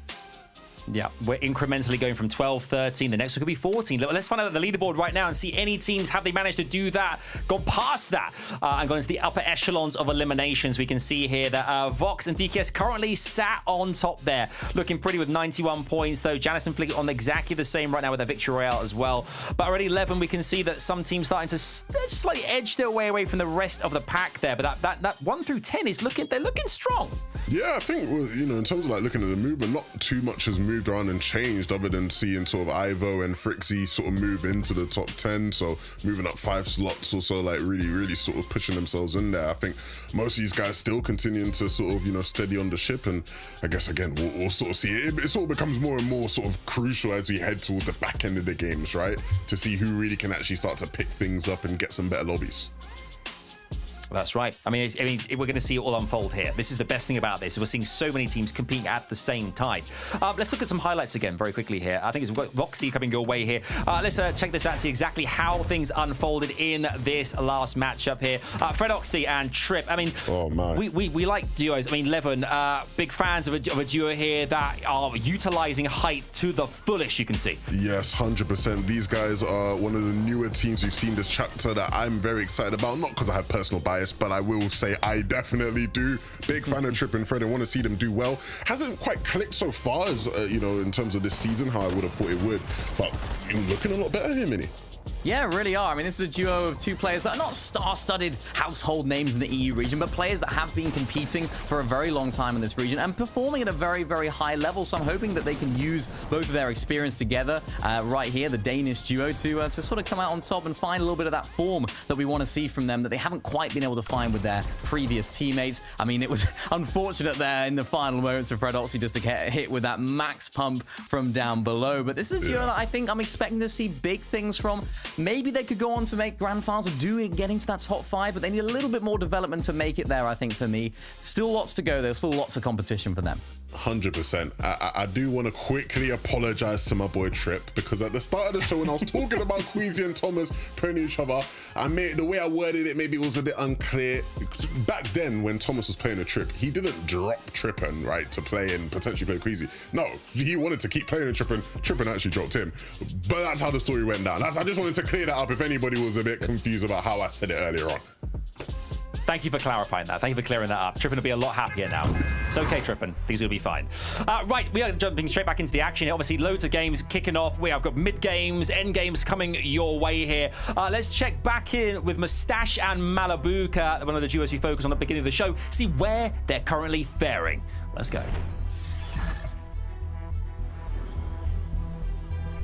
We've already been lucky enough to watch 2 quick games so far. And you heard them. This game, we got Malabuka, Mustache. We got King and Phaser from the Brazil region. So many teams in this top 250 stacked up in 5 separate lobbies. We're here to catch all the action underneath the sun. And you're seeing already a good positioning for a number of teams, Malabuka and Mustache, even though they're positioned over towards Reckless Railways, judging by the inventory and where they drop. They've already had success towards Fencing Fields, which leads them over in this direction. And already you're seeing multiple teams on the minimap Takata stacked up, ready to rotate alongside them. Look, replace those 4 bananas with 3 medkits, and that's the ideal loadout I'm looking to rock during this FNCS. As now, though, they do have to rotate in, but I don't think they're worried at all. They have those eliminations already. They have the loot they need, but King and Phaser, I'm excited to see this duo mechanically at the top, and also game sense-wise. I mean, they've been performing incredible from coming from the Brazil region, now on EU. First Cash Cup went a little rough. Second Cash Cup, they were right on in, and now first qualifier of FNCS, they've already made round 4. They're looking quite unstoppable, but let's see how it pans out here in the 4th round of the first qualifier. And that's the thing about this team. We know they're good. from the Invitational Global Championship to dominating on their region of Brazil. We know what they have and what they're capable of, but we know it's also not the easiest thing in the world just to go to a different region and continue that same momentum. There's just a whole different play style and a whole different list of superstars ready to stop you along your path as we tune in to Mongrel and MrSavage. Already a huge VR underneath their belt, but as soon as they land, they end up in a tight position, which doesn't look like they're too scared to be in. Not scared at all. Unlike their previous game we saw, they are above the Storm Surge threshold here. They've been doing more damage. Their first game was incredibly passive, but now it's looking a bit more aggressive, but the pressure is more on them than their opponents. Everybody positioned by Kobe and Hadrix, choosing their loadout. Definitely worth it if they were able to pick up that elimination and kind of add on top the blessings of they don't have far to go before they rotate into the next zone, because they're already there. So it's all about figuring out, is this the position I want to stay in or not? Is Savage and Mongrel looking clean? You got to imagine they're hearing those shields crack on the other side due to Storm Surge. 146 below, and already it seems like their plan is to attempt to out-heal it. Will it be enough, though, as MrSavage taking the aggressive option, going straight on in, but making it look easy. I said attempt. As him and Mongrel pick up those quick 2 eliminations, now recuperating their shield before they continue making their way to the zone. And with that refresh, with that damage, it just opens up that flexibility further on in the match here for Clement and his duo, though. Grapple blading on in, long rotate, but so far going very smoothly. As you hear those shots come through, though, I might have spoken too soon. Duo partner cracked, taken down a bit over 20 HP. Medkit gonna have to be used alongside their shields. Sometimes what happens, it seems to be going smoothly. Just as soon as you get there to box up, a couple of those shots sneak their way in. Andalex and his duo are able to kind of find a whole pile of loot thanks to that elimination they were just able to pick up. It's going to be a good upgrade to their loadout as well. Extra medkits, some shield fish to spare, minis if they want them. And you kind of see the decision making in progress, and you see Andalex likely counting up the mats, seeing how far they can spread themselves and tunnel themselves forward in towards the zone, go back, replenish those mats, and then you can make the rest of that journey when it begins to open. Thinking, can we make it to zone? Do we have enough builds? Can we build to the edge? Once you do that, though, you have to be careful, because that big tarp turns into a dangerous place, as duos will be rotating through and trying to recycle it. So they could be sneaking up behind you. You have to be careful when extending. Vidil and Resin, though, 200 above. I'm excited to see what this duo is capable of in this match. Meanwhile, Vanyak up above, you can see it looks massive. It looks like they might be in the wrong game mode here, playing Lego Fortnite or something, building their castle in the sky. 4 elims to the duo's name, taking shots on the duos, rotating on in. I mean, they want the height, Jacob. I just don't know what's more surprising to me right now. This monument in the sky that they were able to build, or the fact that they have so many resources left over to continue their building throughout this game, as Mongrel seems to have been lost, so is King. Phaser and MrSavage, the respective duos, left by themselves here. And just as placement has begun to set in, so this is a chance for them to begin to build that confidence and pick up a ton of solo impact points. Uh-oh. Still up above. They got for crashed. how long? You can see the builds collapsing one by one. They're forced down. Good news, they have the grapple blade. They cancel out the fall damage, but they're chopped again. The materials are just being used incredibly rapidly, as now they connect over and over again. That's 4 different connections instantly by Vanyak. He does not want to give up height here, as Vidil now lower, down closer, taking these shots, playing more aggressive, pushing through now, 73 above. They want these elims. They want to take this engagement to the next level, as there it is, 2 more to their name, but be careful, as there's so many duos around them. They cannot get too greedy. Yeah, that was perfectly played though to get themselves an elimination and get themselves above Surge. Looking tight there and even scary there momentarily. Savage doing a good job picking up every piece of loot that is left by, including the blue cap mushrooms, because shield is what matters. But at this stage in the game, with a huge chunk being taken off by the zone, is HP that he needs most. HP that MrSavage seems to have plentiful of, with 3 med kits on his back, 4 eliminations for the team. Him and Malabuka seem to be reuniting and playing in perfect form right now. It's just a question of, can they close out this game? Titans are all I'm seeing in this match. Malabuka, MrSavage, Savage, Mongrel. Vanyak up above here, continuing to hold on. I don't know where they're getting all these materials from, but it looks like they're not running out. They have something going on here. Look, it's Phaser. He's forced up ahead, cracked down to 18 HP. He has 3 medkits, but will the aggression continue through? The duo that cracked him chooses to go inside the cone. Is that the right decision? As it looks like he is going to be able to get this medkit off, but just 3 above Surge. He's going to have to continue looking for shots, looking for damage as Resin's left alone. This is huge. This is huge for Resin and Vidil. These impact points, 4 eliminations, 20. Another team goes down, 2 more points. Another team goes down. The points are just lighting up. Vanyak and Sined once again get chopped down momentarily, but we saw their resource count. It's not too much of a worry, especially with everybody down low. Material count probably in shambles. His Reason doing a good job. Flowberry Fizz before he makes that next rotate, and that's why he is so healthy in particular as a solo with the resources. It's the rotation that he's doing as he looks up. Sined gets dropped down, but the connection once more. Vanyak and Sined are playing lights out in terms of maintaining their high ground. This has to be a record for the amount of times the same duo has been chopped without losing high ground. They are still up above, still have a decent amount of materials, but for Phaser and Resin, both playing as solos, Phaser's chosen the passive route to continue using his medkits, staying inside the zone, looking for those options, and Resin applying pressure above, trying to see when he gets that option to take high ground if it's what he's looking to do, but that might not be the correct decision with the position he's in as well, choosing the passive route, another medkit being used. Phaser, though, no more medkits to work with. He has that dangerous situation arising now, unable to get the elimination, but he's still up, 18 HP, and he continues running. Oh, he finally goes down, but that was a huge amount of points by himself. Shades of his duo Cash Cup qualification in this last week went big to grant him and King a spot in that finals. The Reason trying to take a page out of that playbook. 2 builds left, only 5 on the Fizz, but that's going to give him the utility that he's looking for. Malabuka and MrSavage, probably the healthiest duo in the lobby, and they are on the hunt. They found not only an elimination, but a crucial medkit if this one does come down to a heal-off, as everybody left alive enters into our top 7.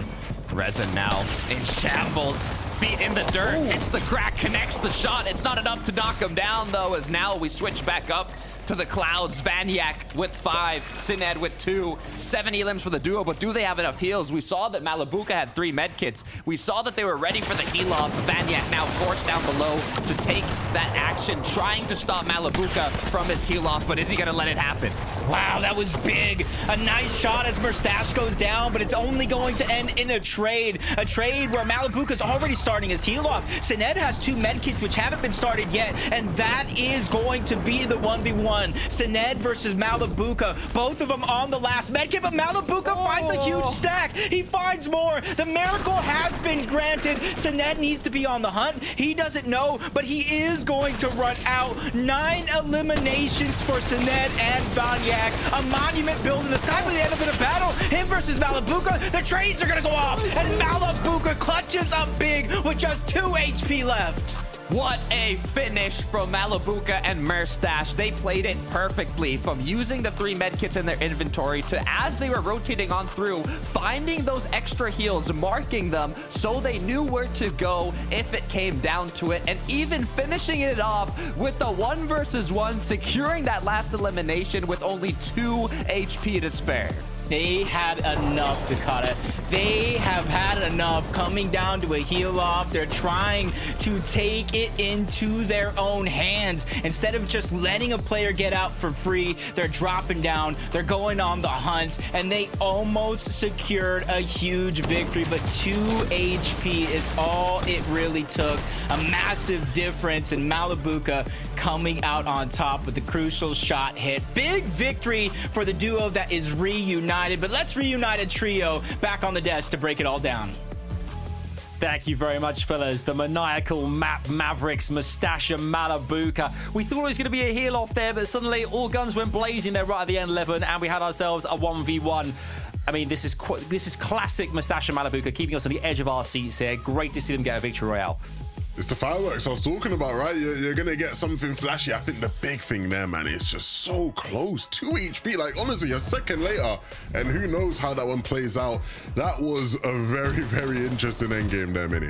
Well, the reason why they won that was because they just marked the medkits. They knew exactly where those medkits are going to be. That's really good forward thinking, because so many teams will get so locked in to that end game mode and not think, okay, that's a medkit for later on. They're setting up for contingencies that they don't even know they need. But of course, when it came down to it, they had it in their back pocket. And Malibu, you could see it right there when he gets the elimination. He knows, right, that's something I need to mark. Let me place a marker down there, or just mentally remember where that is. I'm going to go back for that. And as it happened, that is ultimately what got them the win. Even here, right at the end, the heal off did happen. We saw Sined expend all of his medkits, but Malabuka made this shot through the wall right there with that burst SMG. That was the moment where he's able to find that elimination. If he didn't do that, he would have been down and out, and that's just quick thinking from Malabuka using that experience. Yep, it's instinct, it's experience, it's all the good stuff. And they have it by the bucket load here. That will massively obviously affect things on the leaderboard. We'll check that out very soon as well here. I mean, a lot of this as well, though, must come down to the fact that experience is a big part of this. But Levin, you know, we say about the high game being a massive part of this, mid, low. It seems that all teams now just need to adapt to every different layer, wherever they are, kind of come the end game. They just have to find a way out of a certain situation. And it doesn't matter where they end up. They just have to ensure that they go through and they get those big points. It makes all the difference in the end. I mean, check out our leaderboard right here, right now, with Sined and Vanyak going top of the leaderboard right now with 18 elims and 157 points. Massive. Yeah, not the win that maybe they wanted, but a massive game nonetheless, and a pretty comical one as well at times there, Mini Man. I know we were laughing about it. I don't think I've ever seen a team get chopped on height that many times. Like, their builds just kept getting broken out. They kept having to hold on and clutch on and build up to height again. It must have been like 6 or 7 times they got chopped out, Mini. Yeah, I lost count. I don't have that many fingers, so I couldn't count up that high. It was so many times they were getting chopped out. And unfortunately for them, they just didn't quite learn from the fact that the reason why they were getting chopped out is because they weren't reinforcing enough there at the backside of zone. There was so many of those players that were looking back up, and they weren't pressuring down enough. That's always a telltale sign. If you're getting chopped out, you're not applying enough pressure down below to the teams that are going to be looking up. And it's just these little fundamental differences that some of our more experienced, more prominent height teams, Levin, they do so well. Yeah, and I think ultimately, right, they still were able to translate this game into a good game, which is great for them, right? And I think, they'll sort of, I hope they'll go into the next sort of games and realize, okay, we need to be a bit more prudent about how we play height. But they may just do with what they had, even towards the end here. So little materials, but still able to keep it. Everybody was chopping it out, but nobody was actually going for it themselves, really, which definitely benefited Vanyak and Sined. And so we'll see if they continue to play height that way moving forward. Either way, they'll be smiling at where they are on the leaderboard right now. It was just those eliminations right there that kept them going. I think if they were a height team that didn't have all those eliminations to boot, they just wouldn't have had the materials. They wouldn't have had those extra resources to keep on building up and then build up again and then build up again. So maybe we'll see that happen again for them in the future. Hopefully not. Yeah, hopefully not indeed. As we said, there's tons of action across the board here, constantly going on across the course of this qualifier one weekend here. So we're going to dive back in and join the lobby again right now and see exactly what is kicking off on the map. Let's do it.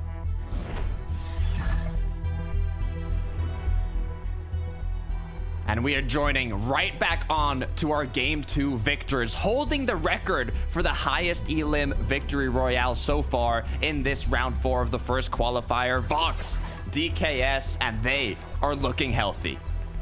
Hasn't been a 20 bomb though. Hasn't been a 20 bomb. We're still waiting for the first 20 bomb.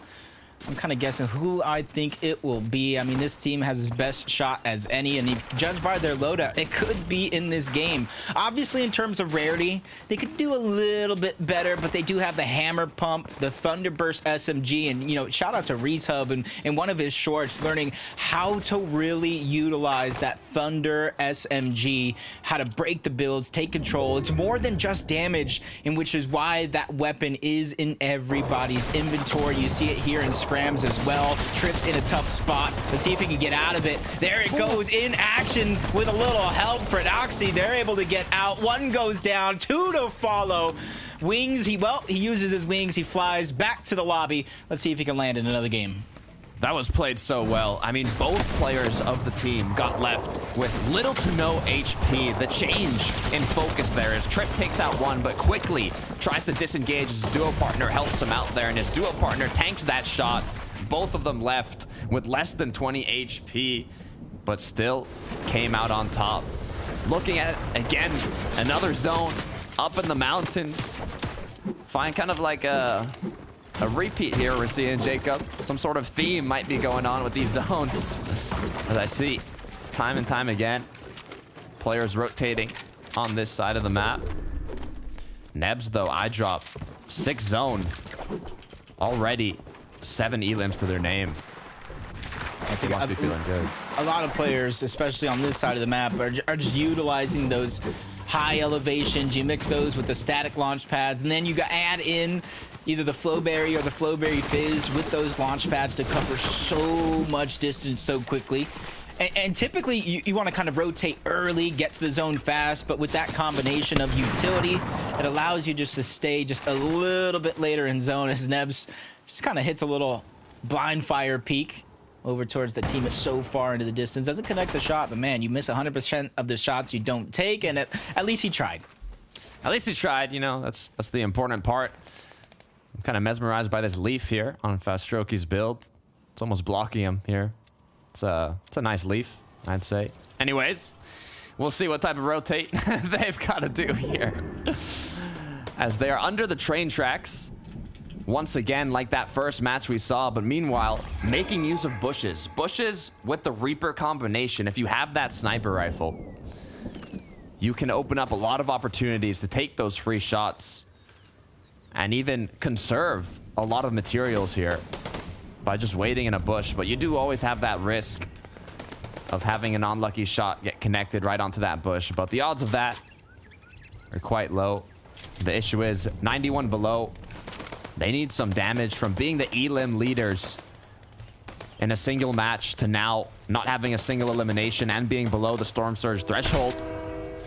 It puts that much more pressure on this duo. Yeah, it just almost makes me wonder, like, how long, when is it going to be that moment to where they try to move forward and get some surge, but we're not going to see that moment for now as it deactivates as another player is going to be sent back to the lobby.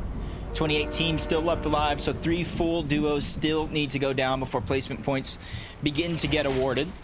So you see everybody bide their time, pick their position very, very wisely.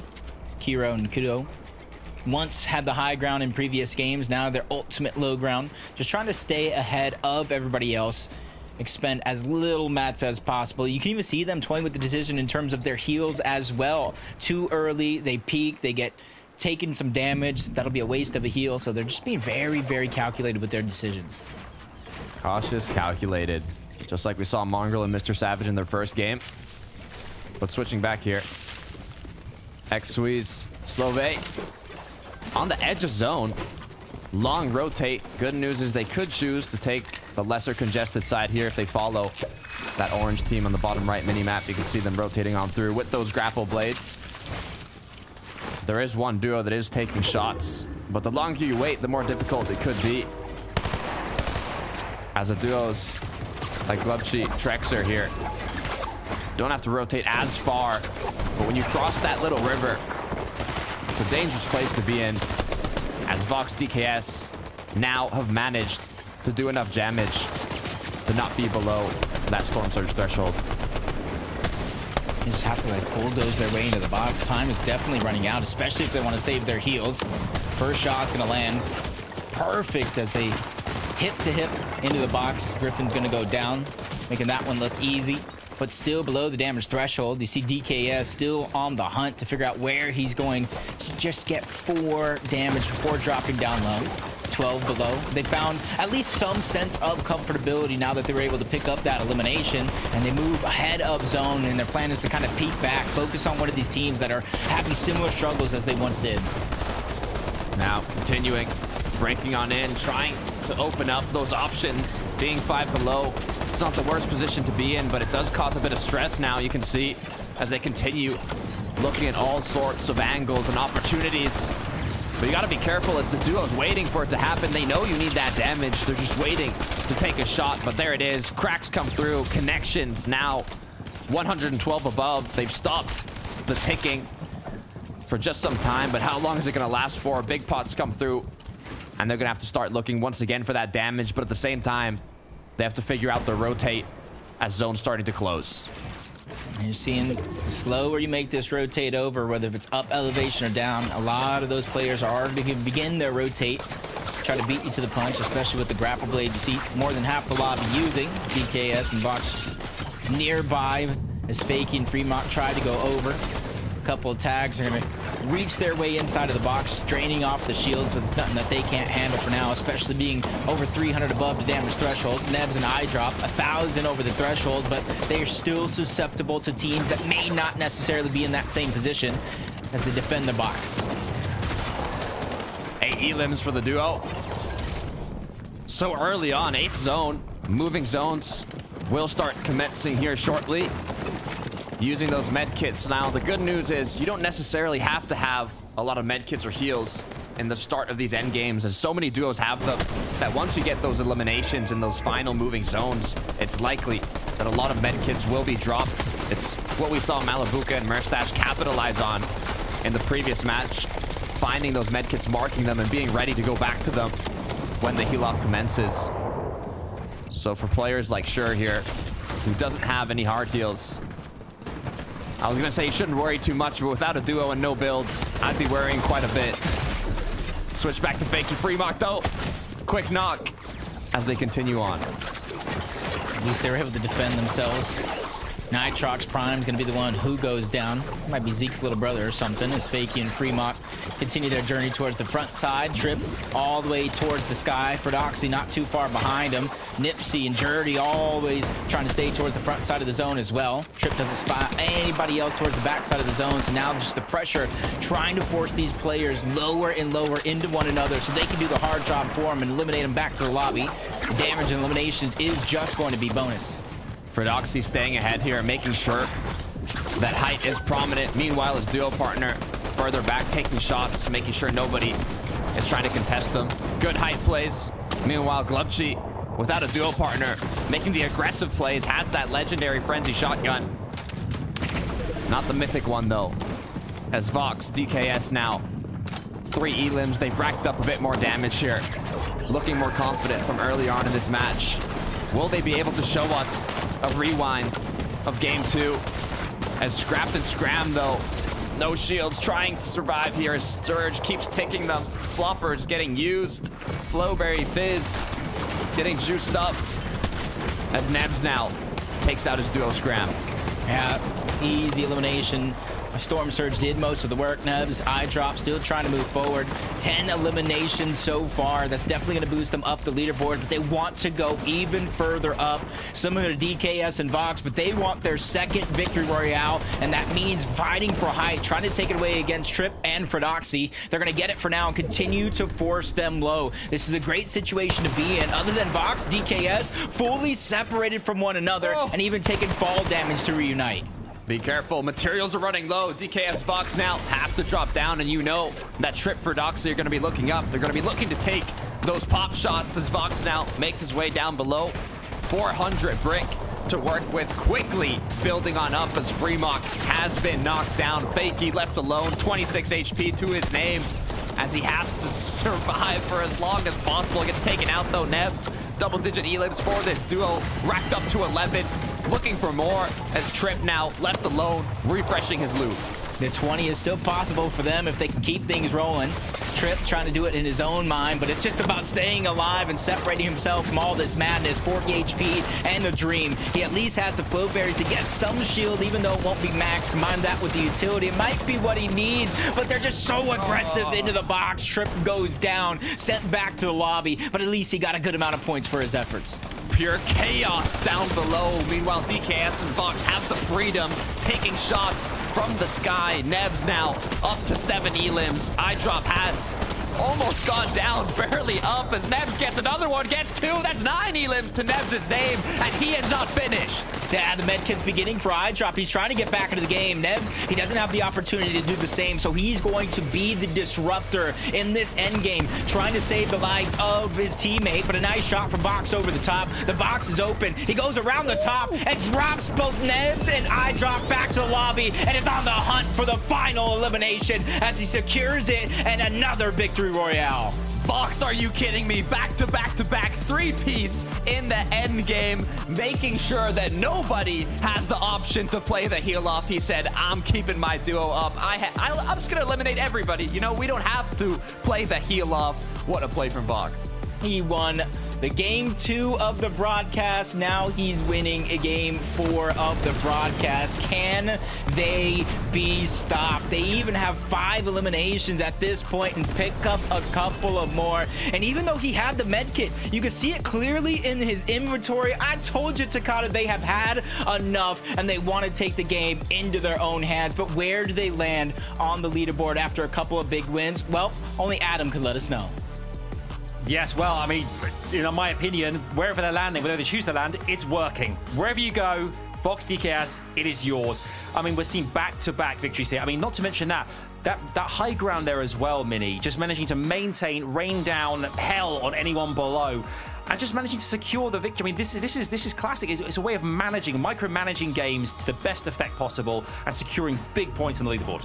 Yeah, and I really like the way they actually went up to take that high ground. They didn't just full-on go up and crank all the way up. They actually tried to battle it with Fredoxy and Trippin there, and they ended up just relegating down. They thought, right, okay, Fredoxy and Trippin are going to try and battle their way up there and try and crank up. We're just going to drop down, chop them out, and then take height, whilst Trippin, I think it was, took the fall damage right there at the end. Really nice job from that team, and a real testament to how they're playing right now. It's a team that we haven't seen too much from in the recent seasons of Fortnite, but really able to start making a little bit of a surge for maybe another grand final for them. Yeah, I'm really excited about what I'm seeing from these guys, more so on the level of not any sort of tactical brilliance. I'm not saying the strats they're using are gonna, lead to them winning the FNCS, but these guys are in their flow state right now. I mean, they can't miss a shot. They're both on the same page. The fights feel so loose and free flowing. They're clearly incredibly confident right now, and that's sometimes all you need to carry you through lobbies like these in Fortnite. I mean, it's a mix and match in each of these lobbies, but if you can keep on just playing your game and just eliminating anyone that stands in your way, I mean, you're gonna go a long way, and that's exactly what these two have been doing so well. It really is, yeah. We got to put it out there as well. We wanted to see big eliminations, okay? You called for the 20 bomb. We saw a 15 chunked up on the leaderboard there as well, coming in from Nebs and iDrop. They had an unbelievable game as well, despite not getting the victory royale there. Mini still doing bits out there. 15 eliminations, massive points. Beautiful stuff from this duo. That's exactly what we like to see from Nebs and iDrop. A duo that are no strangers to fighting in the mid game, and clearly now in endgame, it's again no different. These final few shots from Nebs there right at the end, just to clutch onto the final remaining eliminations and clutch onto those placements, was absolutely spectacular. And just the knowledge, just the ability to think, you know what, I've got this in the bag. I know how to play this. I know how to play these and play with such confidence as well, Levin. These guys are looking on good form right now, and they're two players that do have it in their locker, so why shouldn't they? Absolutely. I mean, Nebs has always been one of those players where on his day, he's one of the best fraggers in the world without a doubt. And again, showcasing that in that game. But looking at the standings, looking at how things are sort of settling, I think no surprises at who's in first place. Vox and DKS leading the pack so far. Yep, certainly are. You can see there, folks. First through 10th position there, 174 points is currently the top score. However, there are multiple lobbies, so there's tons going on, and no doubt that'll flip and flop at the course of this competition. 11th through 21st, we can see here as well with the likes of Trip and Fredoxy, we've kind of featured on the main broadcast, as well as Nebs and iDrop come in there as well. Only 4 eliminations up to that point, then 15 that last game, as we said there as well. Massive points, and you can see victory royales being spread far and wide there as well, Mini. And teams starting, you talk about confidence and getting a bit of wind in your sails and feeling good about this. I mean, this is week 1 of qualifiers. This is a huge opportunity here to put yourself on the map, and teams already ensuring they do that. It's got to make you feel amazing. Oh yeah, absolutely. I mean, why wouldn't it, right? Especially if you are beating out some of the sort of bigger, stronger names that there are. There's going to be so much confidence pushing through you into the next qualifier. It certainly is. Talking of confidence, let's join one of our players, one of our teams right now here. Let's join Art Skills duo here and see exactly where they are on the map and what is going down. Let's get on in there.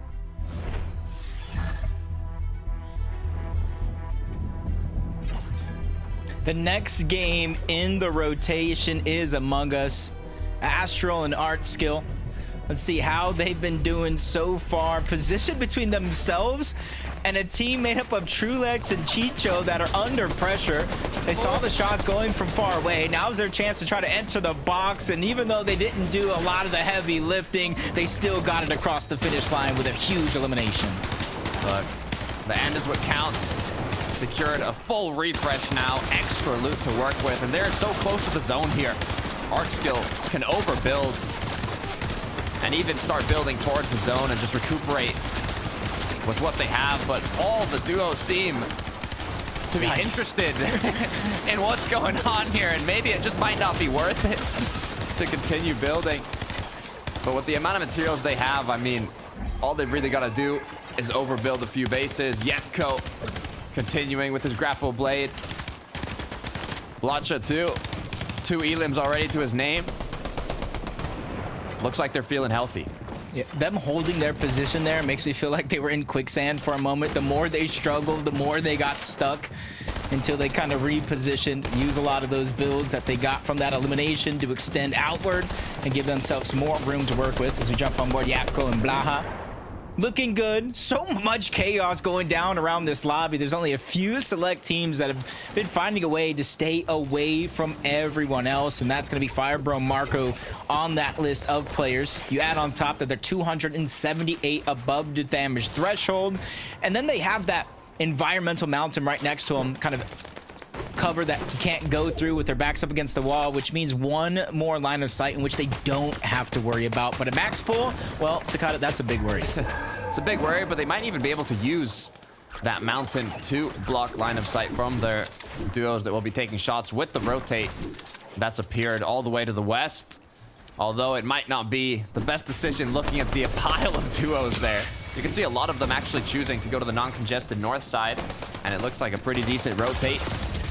Meanwhile, Art Skill, Astral, they didn't do enough damage on that elimination they got to be healthy in terms of Storm Surge.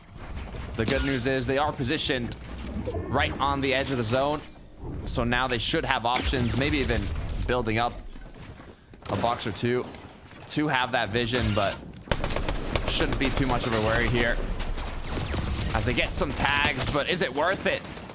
As Art Skill gets cracked down to 40 HP, forced to use the med kit. Now Astral trying to recuperate that damage that they need. Has he hit that shot? 26 below, he has not. As now the nerves keep rising. Yeah, they almost have no choice on this rotation to try to get closer and closer towards another team. Luckily for them, as they inch themselves forward, they not only find some loot, but Storm Surge shuts off as well, giving them a sigh of relief in a situation that looked bleak there for a moment.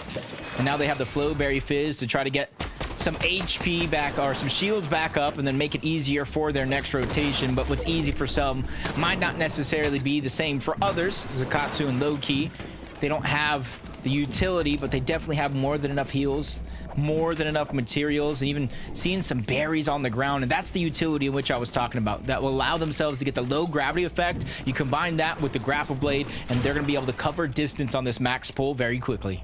You can even use just a quick sip of that Flowberry Fizz juice, and it will give you the same effects without having to use the whole bottle. As now these rotations do come through, Casti using a lot of materials. Looks like he's almost trying to just build up and up and up, see if he can secure this positional advantage. But for how long will they be able to maintain it? As quickly enough, they cancel that decision, go straight down below to the dirt. Group up now, hopefully, with his duo partner, as he's taking a lot of shots. 250, flying through the sky just like that. He found himself some elevation. Just wants to stay away from that ultimate low ground as a solo. Art Skill doing the same thing. Finding a lot of success thanks to a lot of those builds they were able to grab onto early on, but 3 eliminations that gave them some surge above the threshold, but now that he's a solo, you see him slowly but surely falling down that threshold ladder. And you look up at the sky, it's Kenty and Peshka looking clean, looking smooth, especially since they have the resources to hold on to it momentarily. Double layering up. They have the materials to do so. As Blaha Yupko now up to 5 elims ahead of the zone. Are they grouped up though? I'm looking to find him, and no, he was down below, got split up, got knocked down. Will Blaha try and pick him up here? 17 seconds till zone closes. Is there enough time? Zone continues moving. Same duo up above. Is he gonna be able to do it? Picks him up, has 2 medkits, but is he gonna make it? No! Both players go down. It was not worth it. Switch back over to Art Skill.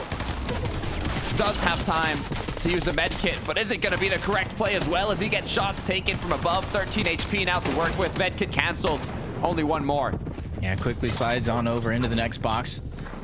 He has more than enough utility to get back up, but it gets canceled. 1 HP, trying to go ahead and displace himself, but with 1 build left, he's not going to have much to defend himself, but he needs the time. He needs a moment to take a breath of fresh air, especially with Zone creeping on his backside. 1 HP is not going to give him that comfortability, but he's climbing up, finding different layers, but the Zone is continuously on his back. He sees a knock, tries to go for it, but gets shut down just like that. Not really given the time to regenerate his health or his HP, and that's exactly what happens. Kobe Adrix, another elim up. That's 5 now. Has the medkits, has the materials. This duo's looking healthy, looking together. Synergy at an all-time high. Vortexers, though, alongside Volko, 6 elims, 5 medkits. They want to play the heal off from the low, and it looks like up top, there's been a bit of an aggressive play here. High ground has been overthrown. New crowns have been placed on Nathan and CZB as they continue to rain down from above. They have a stranglehold right now over this game. So much pressure going down from above. Even Loki out of builds. He's starting to feel it. Tries to jump out, but gets shut down. 7 med kits onto Vortexers. Volko's there. You have to be able to survive in order to make those med kits count. That's more than enough to survive the heal off and that storm sickness warning when it does become a thing. Kobe trying to pass around the same med kits, giving the win condition over to Adrix, but the pressure is just too much. All the builds come crapping down. Monier drops down. Lunex is there as well, and they take down yet another team, but they themselves fall as they enter into the top 4. The duo now who overthrew the high ground gets a bit of action put onto their shoulders as now Nathan using that medallion to recuperate his shield, now choosing to take that aggression as Adrix is still in zone. More medkits that I can count in his inventory, trying to survive as long as possible. Nathan up above with only 1 medkit. Is it gonna be enough? I don't think so. Does he know what is happening in zone? Uh-oh. Medkit stops. Vortexer still has every medkit left on the map, but they get close. He tries to take action into his own hands. Nathan gets 1, but it's not enough to break through the build. Vortexer, with more than enough medkits to win the heal off, takes the game. Vortexers could have lasted a whole other late game there with the amount of medkits he had, but the party did conclude in his box, although he still came out on top clean. Victory Royale. Man, that's a way after seeing the leaderboards almost halfway through the day to start to build that confidence, to do what's needed to get that final placement, because it's where everybody lands at the end of the day. Depends on how many series points they get here in week 1 of our FNCS qualifiers. And Adrix did such a good job, but unfortunately, it just wasn't enough. 3 med kits used at this point for Vortexers, going for the 4th as Nathan goes in, but he gets sent right back on out. As we reach the halfway point, I'm going to send it on over to our desk to break down all the action thus far. Thank you, fellas. Yeah, it was a fragging frenzy at Fencing Fields. I'm all over the alliteration tonight. Have you noticed that? I had like Mavericks, Mustache Mallow. It's just, I'm enjoying myself. I'm having a good time. I mean, I was Vortexes and Volko there as well. Victory Royale. I mean, fantastic work again from this duo. We talked a lot about them, and you know, again, another team. This is the great thing about this kind of competition this year. The format here, it's just endgame after endgame, VR after VR, and they've done a fantastic job and got eliminations to boot as well. Yeah, this is one of the most exciting teams, in my opinion, for this season. The way that these guys have been playing so far, they've been playing incredibly well together. They've only been playing for the last few seasons or so, so they're still a fairly new new duo, but in the grand scheme of things, they're quite experienced when it comes to knowing each other and knowing how each other play.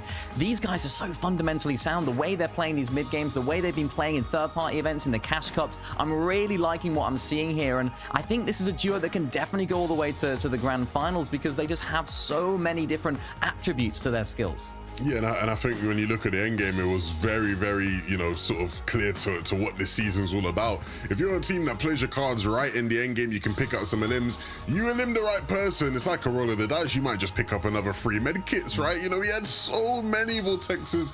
Like Takata said, he could have outlasted a whole nother heal off, a whole nother endgame with just how many.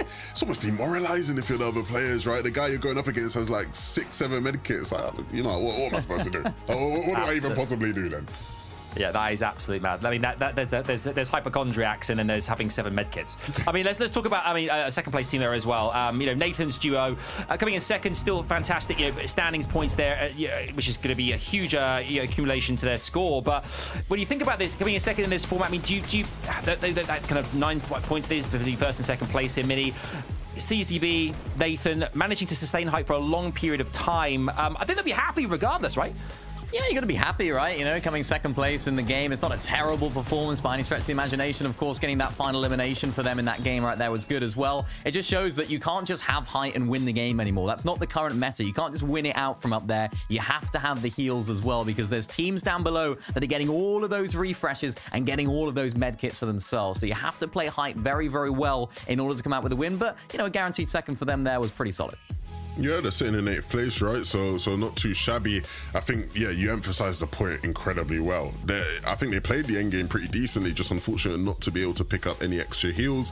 And even then, right, even without them picking up extra heals, it still was actually close with Vortexes having a bunch of medkits. If Nathan had been able to get to him in time, he maybe could have gotten there. And we've seen those battles all throughout the day. That's right. I mean, this leaderboard is really kind of interesting as well. You can see the likes of Mongrel and MrSavage we saw earlier on slide back into 4th place. Rabbit and Skrill with the 2 victory royales, as well as likes of Vidil and Reason are kind of really up there too with 121 placement points, 14 eliminations. I mean, this is the fact that that combination we always talk about, Mini, is key here, and we can see some teams that have kind of been here pretty much the majority of the last hour and a half or so since we started the broadcast here. It's good to see that their consistency really is paying off. Yeah, and we spoke about it at the very beginning of the show. It's going to be difficult for teams to find that consistency with the lobby changing every single game. You never know how things are going to play out. And then it just boils down to how fundamentally sound are we? How good as a duo are we to just take whatever's being thrown at us and just take it in our stride? They're not going to be worried about how each individual duo are going to rotate, how their off-spawn situation is. They're just going to be like, right, we're going to try and continue no matter what happens. And surprisingly there, Mongrel and Savage also moving their way up the leaderboard there. We saw them with a massive Game 1 win. And of course, they dropped down a little bit, but resurging as well and getting that confidence back up, it's huge for them.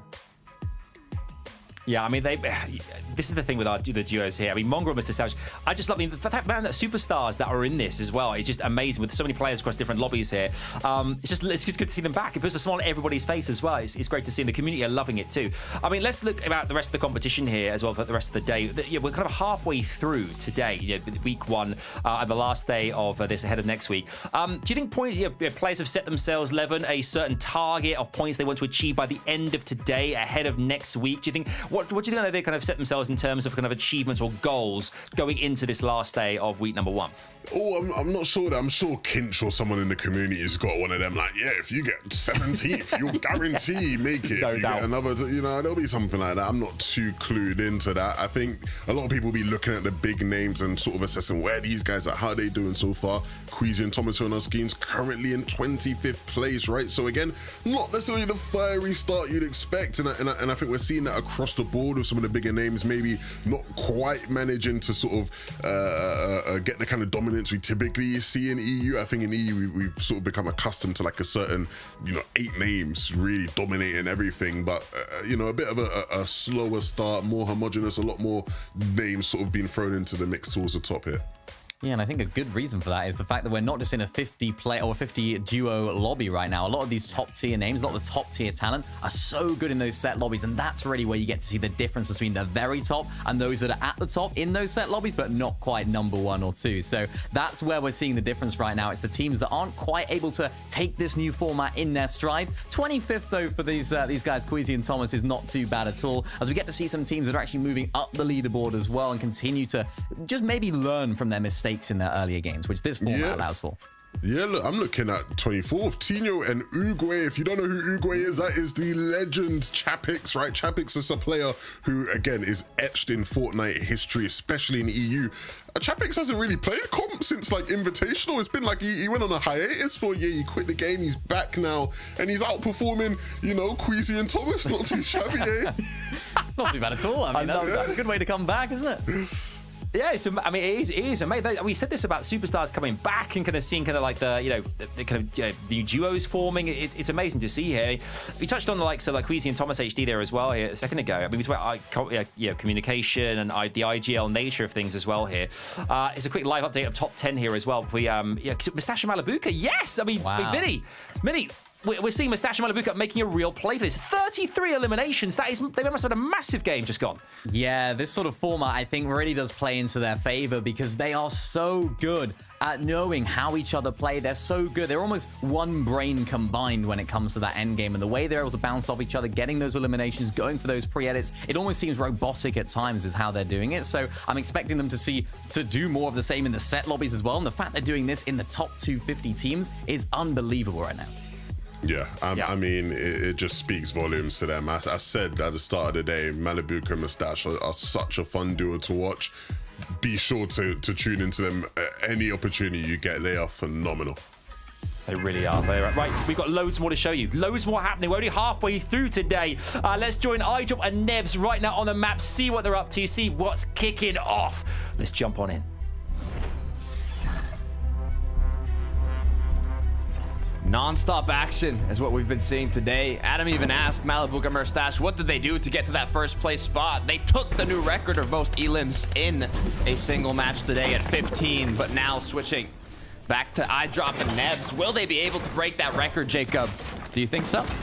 I think they have good potential. These guys have been playing lights out so far, and in the past couple of seasons, you can kind of see it in iDrop with his mechanical skill increasing so much, and that's hard to say. A lot of these players are, you'd think, at the top of their game already, and they just continuously are getting better. As Nebs just goes for the quick chop onto Rexy, tries to drop it in the palm of their hands, doesn't land the shot, but it definitely has him exactly where he wants him. Going for another chop.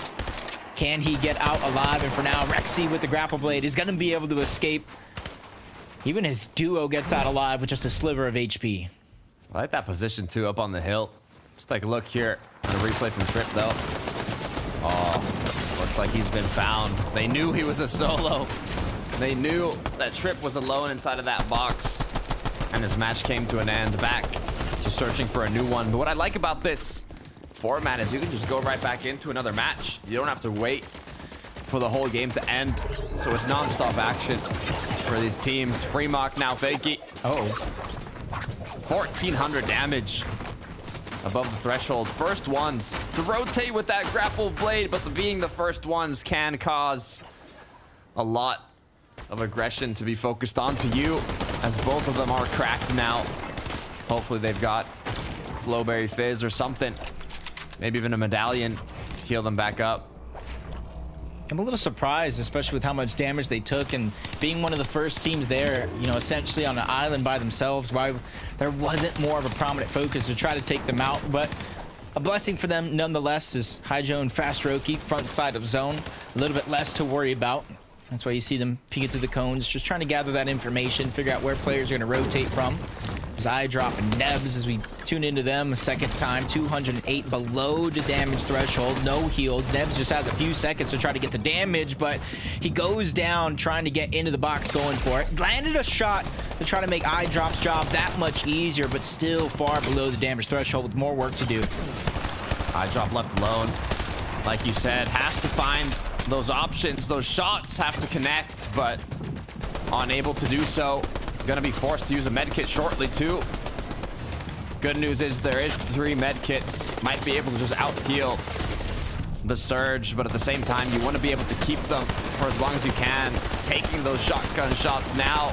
Might even be able to pick up a knock here, but it looks like not successfully, as now 1 more medkit left and the pressure keeps rising.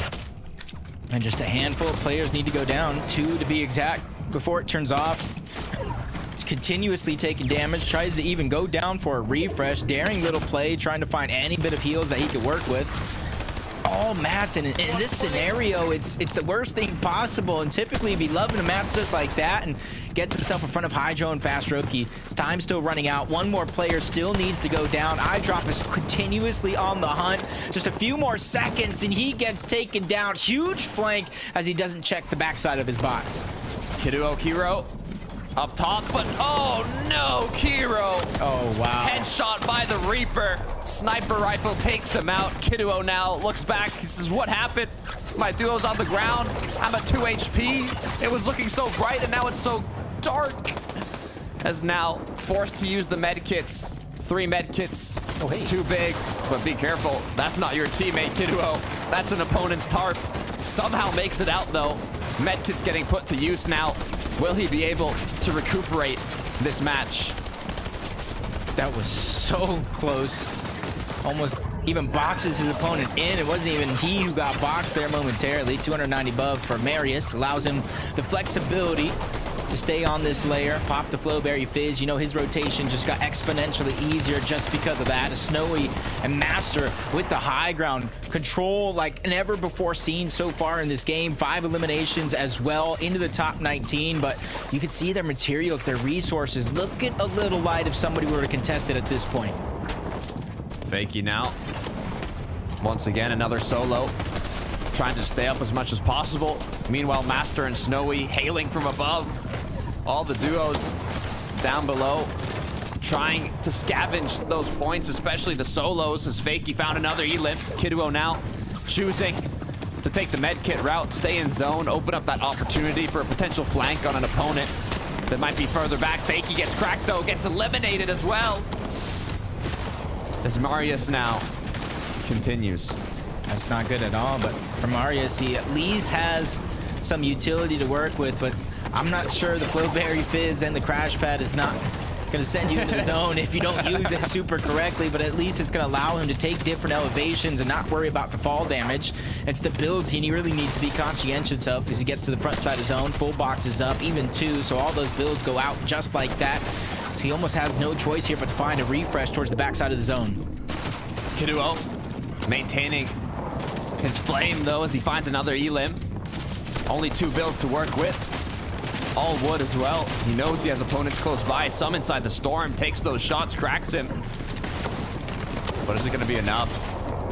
As now the action continues. Be careful. Backside blocked off. No more builds to work with. Has to take the shot and it connects. But Kiduo will ultimately go down as Marius now with that Flowberry Fizz, with those crash pads and no builds to his name as well. This is going to be a tricky situation. Gets blocked off by Fast Roki. Goes up and over, but Fast Roki on the chase. Cleans up that elimination. Him and Hydro doing good. 6 so far as a team. Multiple medkits. Very, very many resources so they can continue their journey through this house. Replenishing a little, but Master and Snow, it feels like they haven't been in a battle for the last couple of zones. They have the comfortability of being able to see everything play out right above them into the top 6. Only 1 player's left as a solo. Let's see what he can do. Stress continues as players now decide. We have those med kits. It's time for the heal off. We saw what the meta is looking like currently, but the players who play aggressive stop those med kits, cancel them, forcing them to look for those engagements, for looking for those eliminations. Meanwhile, up top, Master's in the clouds, sitting carefully, sitting calmly. Hydro goes down. 2 med kits for Master left after this one gets popped. 3 players up. Is it going to be enough? Not sure. Only time will tell. It looks like he's down low, still using those med kits, scrounging around for any loot that might be left behind from somebody else. Last of the med kits left. He's taking some time, taking the opportunity to go for a couple of shots. It doesn't even need them. His opponent goes down to the zone, and he takes that game with ease. The shots didn't even have to connect because of his objective from those shots was just to cancel the medkit from his opponent to scare him a little bit, and it might have just worked perfectly. I'm not sure how many medkits his opponent had, but it did allow him to come out on top in the heal off, and once again, High Ground has taken the victory royale. Yeah, it was Snow. Snow is the one who went down to be the disruptor, the destroyer of sorts, trying to stop all these heal-offs. There goes the first, and that was his 6th elimination at that point. Finally, he goes down, but he already gave all of his loot, all of his resources on over to Master before he dropped down low, so there was nothing left to scavenge, and Master, well, his name rolls to be true. He is the master of that game, and they end up on top. But once again, with more action to go, I'm going to send it on over to our desk to break it down and give us our next game. Thanks, Jacob. Master and Snow indeed get the victory royale, propelling themselves up the leaderboard in some capacity. We'll check that out very soon. But again here, 11 high ground. We've said it a gazillion times in recent years. It proves it is a very dominant position, and they utilized it splendidly. Yeah, and I think the key to the win there really was, of course, Master had the medikits above, but Snow did such a brilliant job of going down and just really alleviating pressure for Master above. I was looking at how big and long their top was, completely uninterrupted. It was like the last 2 or 3 zones, nobody really had anything to say to them because Snow was doing exactly this, dropping down, clearing out every layer between him and Height. And I think, you know, when you have a teammate that has the confidence to drop down and play this way, you know, you're going to be sitting comfortably up on Height with all your med kits there, just like Master was. Yeah, you know what? I'm glad you mentioned that their top on the height was just uninterrupted, because I noticed that as well. And it's just a contrary to what we saw earlier from Vanyak and company, who were just getting chop after chop after chop. Those guys just managed to maintain that high ground. And that just shows to me that they were able to apply that pressure really well, just so that no one even had a second, not even a moment to breathe, let alone look up and actually try and play for the height and try and spray up there to try and knock them out. A really, really well played endgame from those guys. And as you mentioned, Levin, Snow doing such a great job down there. That's almost an underrated role in a high ground win. Everyone always looks at the guy at top, healing off, making sure that he doesn't get knocked down to full damage or anything, but it's all about the other player that makes it happen. Certainly, this is all about the teamwork. All about the teamwork. We're going to jump right back into the action. As we said, it is non-stop here on week 1 here of Major 1 here on FNCS EU. We're jumping in with Moneymaker. Let's see exactly what they're up to and where they are in the lobby. Let's get it.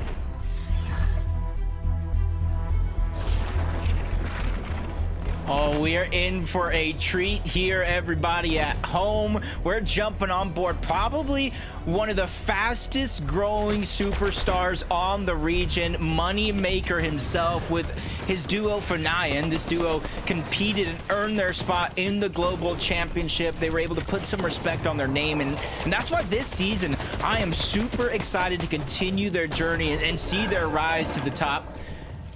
You can already see plans being in motion. Quick heal, toying with the idea to try to take over the high ground, as Vico and Pink have a different idea in mind. It's to take down Trulex and Chicho. Half of that plan has already been dealt with. Trulex is going to go down, but luckily Chicho is able to create some separation and be able to keep himself alive in this game. We talked about heal off, but Pink is ready for a shield off right now. 6 shield fish, 3 big pots, holding all the shields he possibly can as Moneymaker and his duo partner continue to build on up. They want to maintain an advantageous position above here, as it looks like they just might have it. Gonna want to connect as much as possible, keep building on ahead. But so far, it's looking like a clean route for them. Yeah, I think I've seen Moneymaker in a couple of games we've had so far in the background. So we're going to call this his debut, as he's featured here in this match along with Chicho. We saw his teammate Trulex go down to Moneymaker and Fortnite himself. No heals, no HP, plenty of builds though, so all he really needs is one refresher to find some loot that has been left behind, and he could easily be back into the game, especially as a solo. He has the mythic hammer pump added on top, so he's definitely going to be able to pack a punch if he's able to catch somebody off guard. Lucy, on the contrary, with the 3 med kits, but not as many materials. It is enough though to stay up at least this zone, as he looks for the most efficient rotate here. Meanwhile, Moneymaker and Fortnite are building higher and higher as they maintain that position. Ref's guard though, and his duo partner now close together, compact, making sure nobody gets into their tarp as the rotate continues to be planned. Easier said than done in most occasions. Chicho just hits a nice shot as a couple players trying to grapple by before he makes that rotation himself. At least he knows that a couple players are weak in that direction. But if you see so many players still all around, it's easy to lose sight of where that player is. You can even hear and see a medallion being passed off between the two. Chicho gets shot again on that rotation without heals. Every shot that he takes makes it more and more impossible for him to survive, but it's just the quick thinking, the acrobatics for him to get out of another dangerous situation. Moneymaker now forced to make something happen. He's gonna have to put on his boxing gloves. He's gonna have to take a fight here. Only 2 builds to work with. Gonna choose to play it slow with the med kit, try and survive, secure as many placements as possible, and now find that angle onto an opponent once his med kit runs out. Pink now looking for the high ground. He wants it. He's hungry for it. Has the shield fish. I'm sure Vico's holding the hard heals as now they continue rotating while applying pressure. How long is this engagement going to go on for? Just 1 more minute left. A lot of time for this last zone. Moneymaker, though, he finds that elimination. Lucy goes down, gets a bit more materials. Only 7 HP, though, has to start juicing up with the Flowberry Fizz. That's perfect thinking right there at the last second for Moneymaker, trying to stay alive. Great points as a solo, itching himself closer and closer inside of the top 10. Goes ahead of zone as well. Last of the builds are going to be used, and he gets taken out. But a round of applause for the effort he's been put in. But Pink and Vico, zone after zone, had their eyes on that high ground, finally achieved that success, and now it looks like the game is theirs for the taking. Quickly picked up those medkits from the opponents they eliminated, setting themselves up for that victory royale as they continue finding those pickings down below. This change in elevation makes it difficult for the duos in the dirt and even on the mid ground as they have an incredibly difficult rotate up. It might even not come down to a heal off if Vico is able to find these eliminations, but the other duo standing, Shimoki Wheat, they have medkits as well. They have a decent position. It could turn down or come down to this duo versus Vico as Vico drops down, takes his shot. But is it enough? It's not, as Vico's been eliminated. Shimoki now starting to heal off. Yeah, but all the heals, you called it throughout the game. It was Vico that had most of the heals. Switched off between the two. Pink now has the med kits. Shimoki is running out. The last of the med kits is going to be used. Pink has 2 more in his back pocket. So Shimoki's going to have very, very little time to try to go on the hunt to get this elimination and win the game. And there's no person, there's no heals, there's nothing in sight. Pink is going to take the game and move up that leaderboard. Perfectly played for Pink and Vico. Almost double-digit elite elims. They got the victory royale. Once again, we've seen it happen, Jacob, where you play on the high ground and you get that freedom for your duo to go down, disrupt the low ground, cause chaos. Meanwhile, you play back, play safe, pop the med kits, pop the floppers, pop everything you can to stay up as long as possible. Yeah, and you kind of saw it throughout the course. They have their roles defined down to perfection. One player carried all the heals, the other one carried all the shields. And when push came to shove, Vico said, hey, I'm gonna go finish this game. Pink said, I'm gonna do the same thing up here. They win that one with ease. But let's keep the ball rolling. Adam, Levin, Minnie, what else you guys got for us? Yeah, let's keep it rolling, baby. So much. Pink and Vico are your victory royales there, ensuring that they chunked out the high ground and made sure to sustain the mid, and then they just swept up where they needed to. The meds, the paying off there at the end for Pink. I was actually in the middle of about to make a peanut butter sandwich there. Crunchy, obviously. No time, lads. It just doesn't ever stop. This is ridiculous. Minnie, great work from Pink and Vico, and the action does not stop. It's amazing. Yeah, really great stuff from that duo, of course. We saw them just trying to look for height there in the end 11. We saw them trying to make it happen. Ultimately, it did end up happening for them. They were able to get on the height as it so happened. And it was just really well played, a well-taken high ground from Pink, which is exactly what we'd expect from him, right? Yeah, they were sort of really relentless for it. Jacob sort of alluded to it. They had just been looking for it the whole end game. And I think oftentimes when the team starts dropping low on materials, the decision is either we're going to look to play for height or look to play for low. A lot of the time, the decision is going to play for low, right? Getting eliminations is often a lot easier when you're down there. But with just how the game was winding down, I think they realized that we do have med kits. If we can get height, we're probably going to win the game. And it was the right decision. It was the right play, the right execution. And the team on height just didn't have the same energy for the pressure that Pink and Vico were applying. I can't believe we've not talked about these guys all day, because they are another one of those sort of sleeper duos, those dark horse duos where the skill level is there, the knowledge of the game is there. If these guys can piece things together, they will be a threat in FNCS for sure. And so really, happy to see them picking up a win here. Yeah, make a huge difference, I'm sure, to points as well. Let's take a look exactly where we're at on the leaderboard. 2 standings are coming in thick and fast, like lightning. And you can see it right now. Sinet and Vanyak are currently on top in first position right now. 186 placement points, 26 eliminations, 2 VRs. But, you know, we saw Pink and Vika there, you know, slam dunking their way to second spot with 28 eliminations, Mini.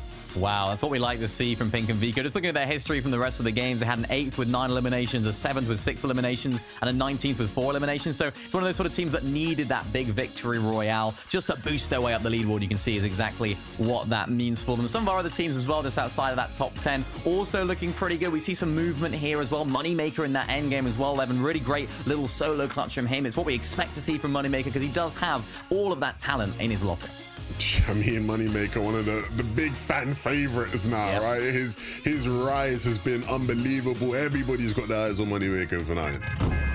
I certainly have. I hear that there's chaos kicking off somewhere out on the map. I think it's courtesy of Mustache and Malabuka. Let's join them. Let's see what's up. Here we go.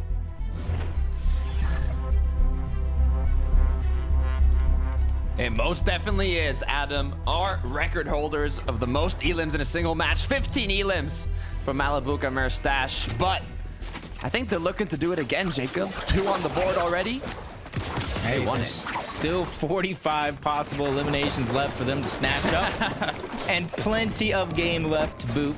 And you add in that Reaper sniper rifle that MrSavage has, he can definitely get a knock onto somebody or a solo quick elimination onto somebody as well. But that duo right next to him, they're traveling hip to hip with Malabuka and MrSavage, and could be a good thing, but a team as dangerous as them, well, it could also be a bad thing as well. Never can be too careful, though, as Snazy and put aside here.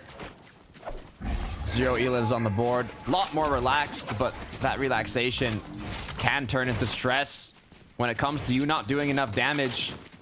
Only 24 above now. As you can see, Podesai, I can almost like tell he started moving a little bit more quicker, started editing more. Got a little bit scared there. He's like, oh no, gotta do some damage. As they look for the options, the issue is around them. To their knowledge, there's not a lot of people down below. Meanwhile, Cherry, Jiraz, on the congested side of zone here, do have easy pickings for options for damage. Just take a look, though. Our first zone moving over towards Lavish Lair. As you called out 2 of their eliminations before, they spotted up that solo. And I said it before, I'll say it again. You don't really want to travel hip to hip with Malabuka and Mustache. You want to create space, especially if you're a solo, because they'll spot things like that out. They'll know exactly where you're positioned in your box. They'll also know that you're a solo, and with 2 Thunderburst SMGs, those walls will not be enough to hold back this team. Walls, shields, nothing is enough to hold back this duo. Interesting zone here, I like it. It could be dangerous for the duos that have to rotate through this building in the future, but Lavish Layer, good amount of changes in elevation. Cherry, Jiraz, they were pretty healthy just a moment ago in terms of damage, and it looks like they still are. Just 44 players up, 23 duos. We are in the 8th zone here. Storm Surge is active, but for how long? As the rotates come through, the players could get picked off. Well, everybody's kind of close together. This duo here has found a way to separate themselves from everybody else, and honestly, that was a nice decision there to use the crash pad without the Flowberry Fizz, because they wanted to go a little bit shorter. Too far off, they would have put themselves probably in the line of sight and the focus against a lot of other teams here that they're positioned nearby, but zone continues to move forward. And this is kind of the first sense of a team trying to take high ground and instantly give it up and try to move towards the front side of that zone. Finn and Ren now. 730 above, 4 elims just for Ren.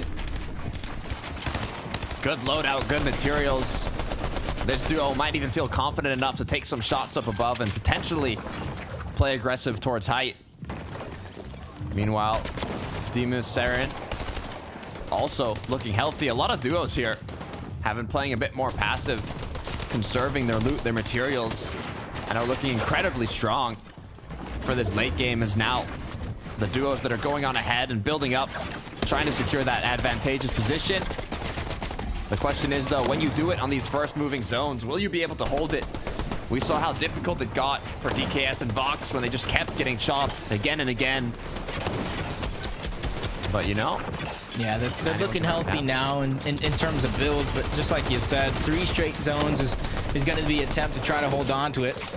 Podesai and Snazy have a different plan in mind, trying to attack the low ground, push these players out of their path, and quickly use the Flowberry Fizz. 1 of 2 charges they do have left to try to cover the ground and the distance, all while being below the damage threshold for Surge. So it's something they're going to keep back of their minds as they reach the front side of the zone. Cherry now left as a solo. 3 medkits to his name as well. Good amount of materials, has those options, but be careful. It looked like almost your duo got in your box, started pickaxing him. And he's gonna find that knock, but I don't believe he's gonna go for the finish. It's too risky. Pick up the extra loot.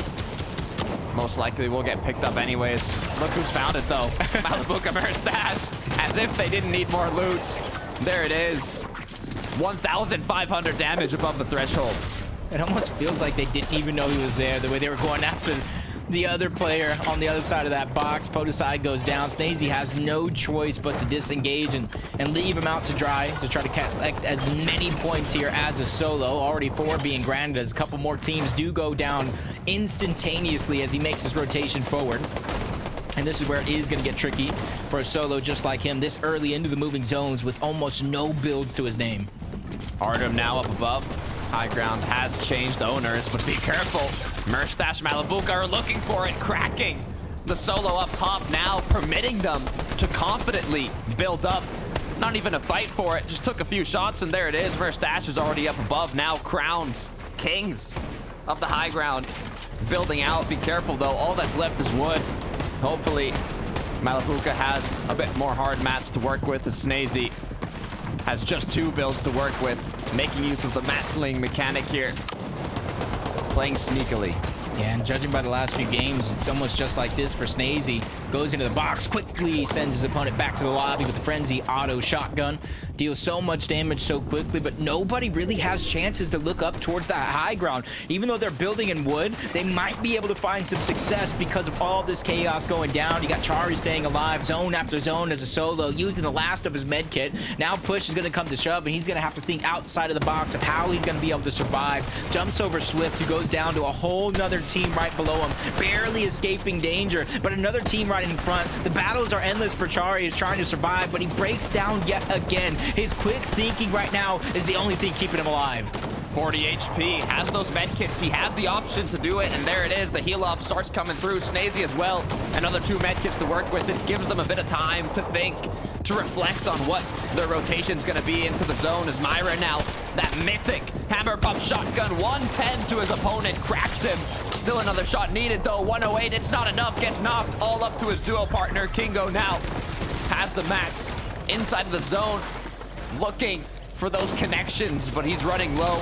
Soon enough, he has to make something happen. And somehow, some way, Chari's doing the same thing. Multiple amount of solo points being picked up to 52 so far, but it's Malibuka on the high ground, who has now just entered into this phase of the game by himself as MrSavage gets taken down towards the backside of zone. Final 4 teams left alive, and everybody here is a solo. Chari finally gets taken down. His show comes to an end. 3 medkits off the back of Ezreq. On the other side, Malibuka has 2 left in his inventory. Everything is running out. This is our final 2 teams left alive, and Malibuka just might have the edge, but just in case, he drops down low. He's ready to fight it if he needs it with a medkit left. He ends the run just like that. Malibuka winning by taking it by force. Played flawlessly by Malibuka. He had the medkits, but at the same time, you never know what your opponent has. He found him. Opponent was locked in, popping the medkits. Malibuka didn't even go for the wall replace, put a wrap,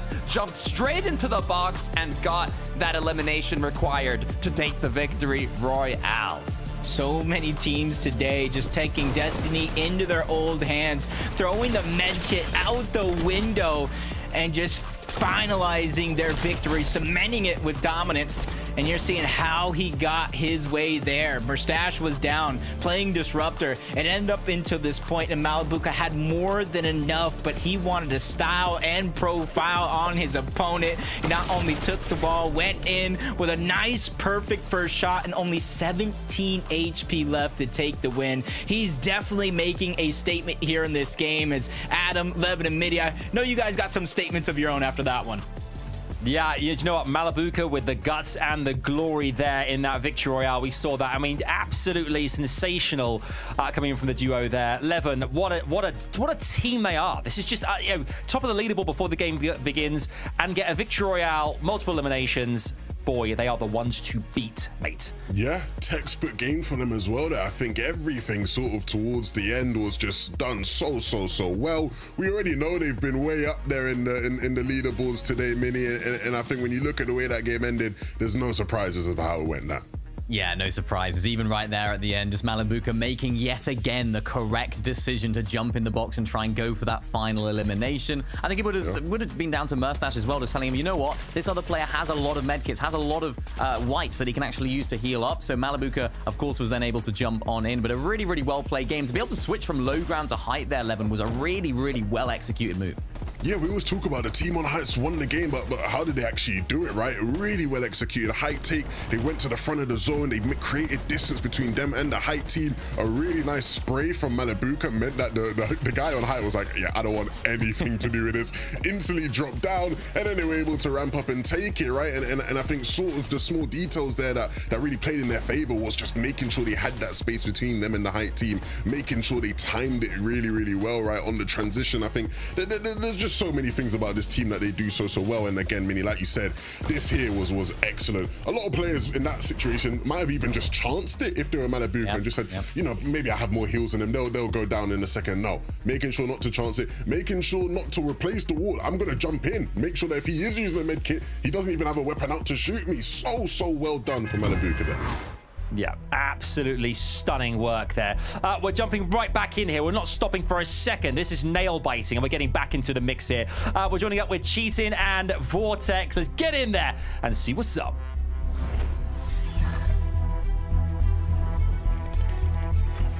This is it. Final hour is among us, and this is where the pressure is on for a lot of these teams, depending on where you're at in the leaderboard. The series points are crucial, and the difference between starting in the upper or lower bracket side of things comes semifinals. It's Cheating and Vortex. They seem to be having a pretty solid game so far. Great loadout, great damage above the threshold, and they even have another player in their line of sights that they possibly could feel like is weak, especially when the wood comes out. So much damage, almost over 1,000 done with only 2 elims. You know they've been hitting their shots. They've been practicing their aim. As Neb's eye drop have been doing the same with 500 but 0 elims. Nate now though wants more than just a bit of damage, wants those eliminations as well. His duo partner with no shield, he has that medallion to recuperate it, but without a healthy duo partner, there's only so much you can do. 6 above, deciding what's the play here to get a couple tags. All he needs is a few. Using that Thurn and Thunderburst SMG though, at a long range, it could be a bit difficult, but a medium close range is perfect, and there it is. But now, still 62 below, 39 players up. Nate, hunting. Yeah, and you're seeing the massive difference in the threshold, over 250 above or below. Now he's only 11. That was a duo that got taken down. That was just right above them on that threshold, making it a little bit easier for Nate and O-Lane to go ahead and try to go ahead and maneuver their way through this damage and this threshold while everything is going down around them. Nebs and Eye Drop enter the fray, getting elimination, a huge refresh on those mats.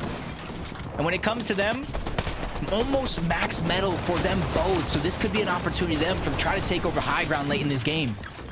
Archie with his duo partner here. Archie Made their way into round 4.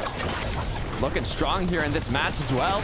Quickly getting ahead of zone, getting the elevated position as well. Now opening up opportunities to shoot back on the players rotating, while Ricky is up top, maintaining height, as now Vortex and Sheeted are regrouped and ready for more.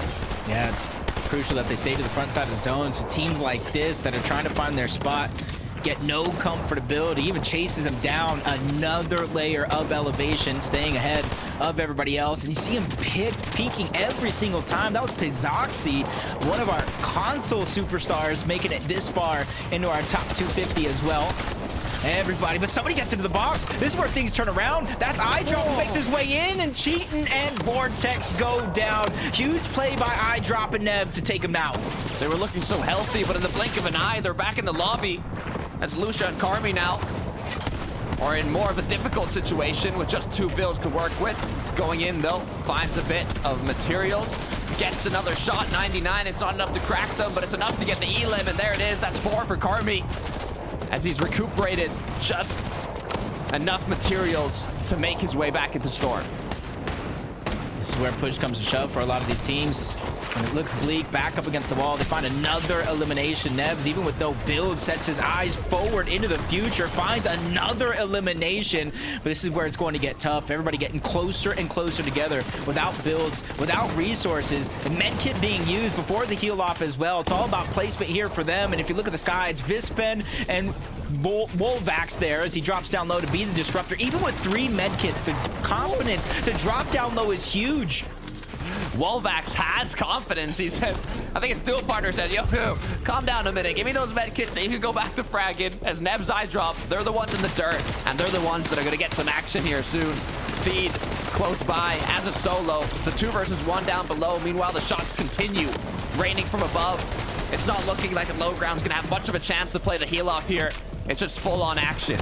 Yeah, they don't want to let it come down to where they're getting dropped on. They're trying to keep as much control over as possible. Even iDrop getting a few builds to work with. Something is better than nothing, and that could be the difference maker. His teammate goes down, but iDrop not only has those mats, but gets the siphon as well. 3 medkits onto Vispen. iDrop goes down. It's Fetty versus Vispen, but he's going to drop down low. He doesn't go back for the medkit heal off. He's trying to get as most out of it as possible before finally jumping towards the backside of the zone. Does Fetty have any heals to try to match this? Only time will tell as he's staying with the zone. No HP to regain. Just a few seconds of opportunity that goes right out the window as Vispen takes the game by force.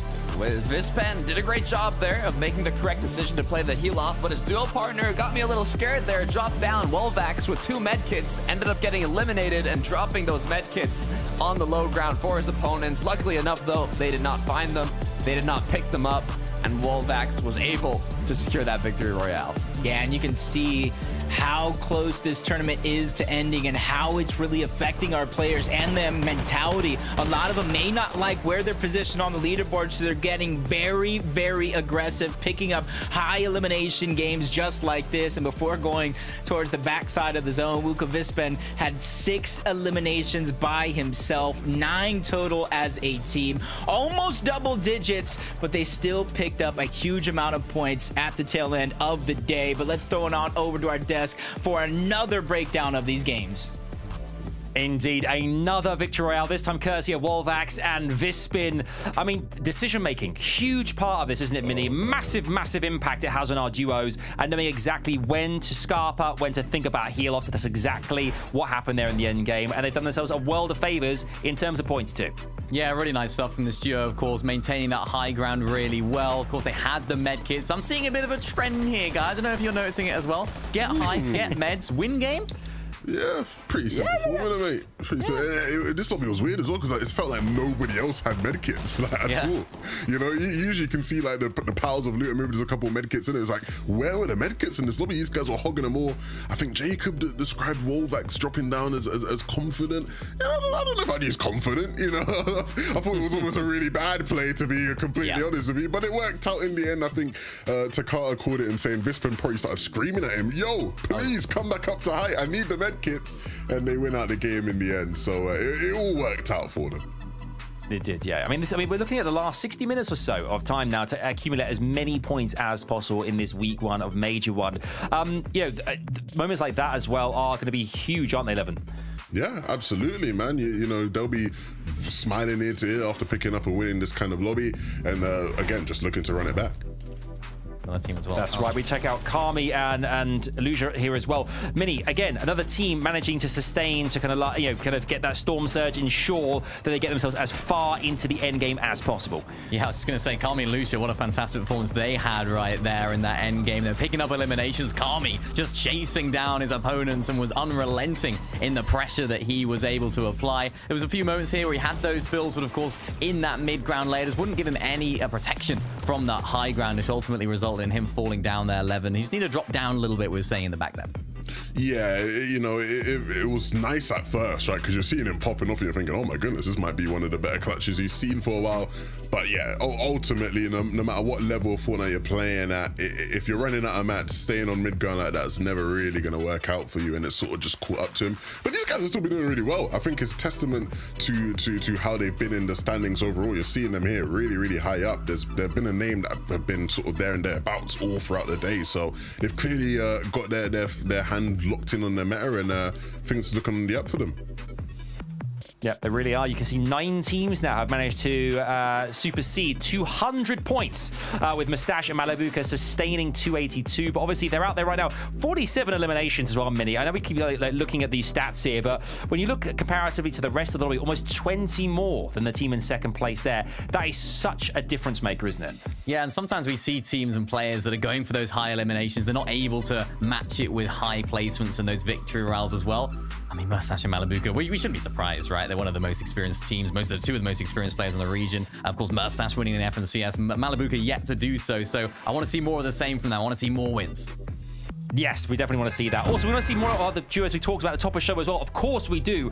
Thomas HD, Queasy, 2 names we know very, very well. They're out there right now battling away, trying their best to clutch those points up. Let's join them and see exactly where they're at and what they're up to.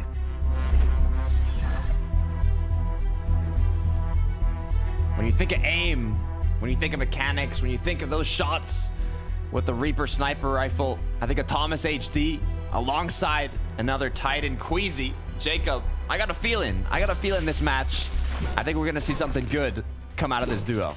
No, I do as well, and just seeing the loadout right now, you have to know by now they start over towards Lavish Layer. They took out the NPC. You got to imagine they have the medallion and that mythic frenzy auto shotgun, and in the hands of Thomas HD, you guys see it right. You guys definitely do see it right. That sniper rifle, something he's been known for year after year, pound for pound, probably one of the best Europe does have to offer. It's just about giving him opportunities to use it. For now, I think they're just fine with their position, waiting to see where the zone goes before him and Queasy formulate their next rotation. Meanwhile, Tini Misha playing a little bit more chill, you know, checking out what's left over here in the vault. Close to Grand Glacier. Does have that mythic Nemesis AR. Most likely has a medallion as well, but up in the mid-map objective, the island, it's Artist and Huddy here, who took out Yupko. And Blaha, unfortunate to go down in this part of the match. 5th zone. You use a lot of time in these formats where you play out 10 matches and you don't get a lot of points, especially placement wise. But for Artist and his duo partner, it's looking very bright now. Full materials, refreshed up, full heals. They're feeling good. Seeing them right now where they're positioned deep inside of that house, it almost makes me wonder what kind of fight actually did go down. Typically on Loot Island, it stays towards the capture point, but somebody must have been on the chase for it to get that deep into the house. But nonetheless, huge victory to keep themselves going in this game, just like Casper and Prism. Just on the edge of zone, 2 more teams to the east of them, 1 more farther east, and even some position towards the west. And this is where they get to make that decision. Are they fine where they're at, currently positioned, or they want to rotate out? As we jump on board, a Victory Royale winner going up against Vidil, as Reason is already down, is already out. He's going to have to try to make something of nothing, but whoa. From what we've seen throughout Chapter 4, is this is the position in which he thrives in, under siege, forced to fight for his life. But I might have called it too soon. Snow has already won a game, and he's ready for his next. Snow in his natural habitat here. Feeling good. I mean, he got the 2 eliminations, but at the same time, he lost his duo partner. And it's quite difficult to get a reboot this far in the match, but anything is possible. Let's see how he made his opponent slip up here, how he was able to take out Padilla. It was that one quick shot as the ramp edit came through, freezing his opponent. Those are those moments, man, when you gotta get surprised and you just can't freeze up. You gotta keep things moving, you gotta keep things flowing. Brahao and Vexy going back into the loot, replenishing some of those crash pads. Gotta imagine they have some sort of flow berry or fizz onto Vexy. Try to make these crash pads that much more easier. Yep, they're gonna go for the sprint crash pad. They're about to fly like a couple of birds. Fly in the sky. Look at them go. I love the rotates. I mean, especially when you see that combination of the flow berries and the crash pad. You can go so far, you can go so high up, but at the same time, you also open yourself up to getting tagged quite a bit. And with players like Thomas HD in the lobby, who has that Reaper in hand, I mean, I'd be scared, Jacob. Personally, I don't know how I'd be feeling flying around. But Marco, Fire Bro, I mean, they're relaxed. Could be watching us right now. I mean, who knows? He's sitting there looking at his ramp, and there it is. Now it's time. Get that rotate on. We're on stream. We're on stream. Let's make a play. Let's make a play. And their play right now is a smart one indeed. Not as exciting as some would think, but it's just go to the slow side of the zone. They know this 50-50 means nobody is on that side of the map just yet, and so they're just finding so much open space, open land, and you can see they're just waiting for somebody else to rotate towards the slow side of the zone. They're not even building. I really, really wonder if this is going to work out for both Marco and Firebro. I mean, those sneaky strats do work out quite a bit, to be fair. Whether it be a bush, whether it be in the crack of a roof in a bathroom, or in this case, behind a rock. You don't expect players to be there. Just one player going up to farm that rock could be what decides their fate. And look at this. Blurfire. Please tell me you don't need brick. Oh, that's not the same rock. Okay, I thought they were still there. I was like, wait a minute. This could be dangerous. But no. Looks like the rotation kept on through. Yeah, they rotated early. They realized they were on the slow side of the zone. They just kind of continuously beat a lot of the teams to the punch, especially since it's continually moving towards the west. That means the entirety of the lobby got a pretty far full on that rotation. So you want to find your comfort zone rather quickly. And man, what a comfort zone they found. A couple of layers high in the sky as well, which gives them an opportunity to survey the playing field, figure out where everybody is rotating in from, because majority of the lobby already has to make that rotation. It's a good idea here to stay elevated. 4 elims to their name as well, so you know they're feeling good in this match.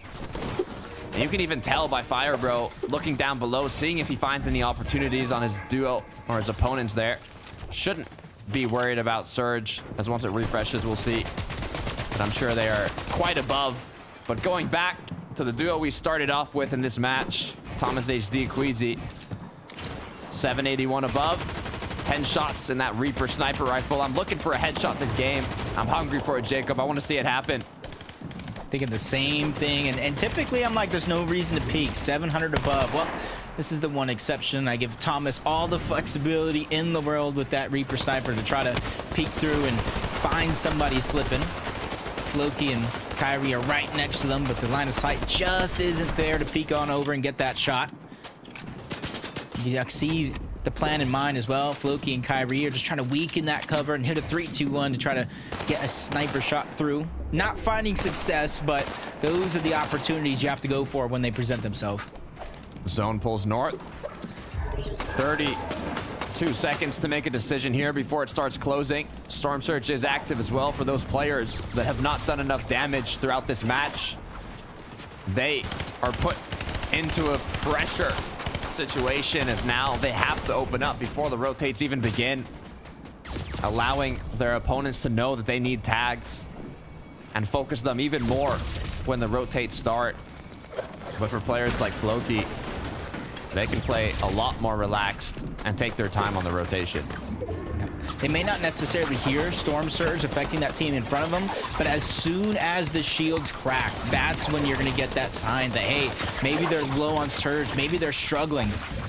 But that time has not come just yet. They quickly make their rotation as Floki and Kyrie have their eyes set on getting to the zone first, not really having to go over the elevation with that grapple blade. They make it look easy.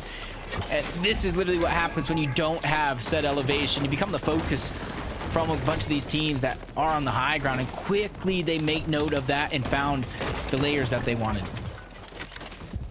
Avens with that mythic Hyper SMG. 1,500 above the threshold, 6 elims to their name. 3 med kits. They're looking like a candidate to make an impact in this match. As now, this is quite an interesting zone. I'm curious to see now where it pulls, though. We can see it's pulled back southwest, down to the river. You can see Firebro making a huge play here, actually. Getting another elevated position while his teammate follows him, as he did get shot down. Now, it looks like they're going to try and keep it up. Thomas HD, though, taking some shots, trying to get a pick. But now, as the zone starts shrinking, 50 seconds for these players to continue their rotate. This is where it gets much more difficult. Ooh, that was the perfect timing to peek through that cone. That was vital information, seeing high ground get chopped down momentarily, and that was the green light they took to go. Queasy, Thomas, they make a play for it. The battle is going to begin. More than enough material to try to hold on and fight if they do want, but they pause momentarily as Firebro convincingly is able to hold on to it.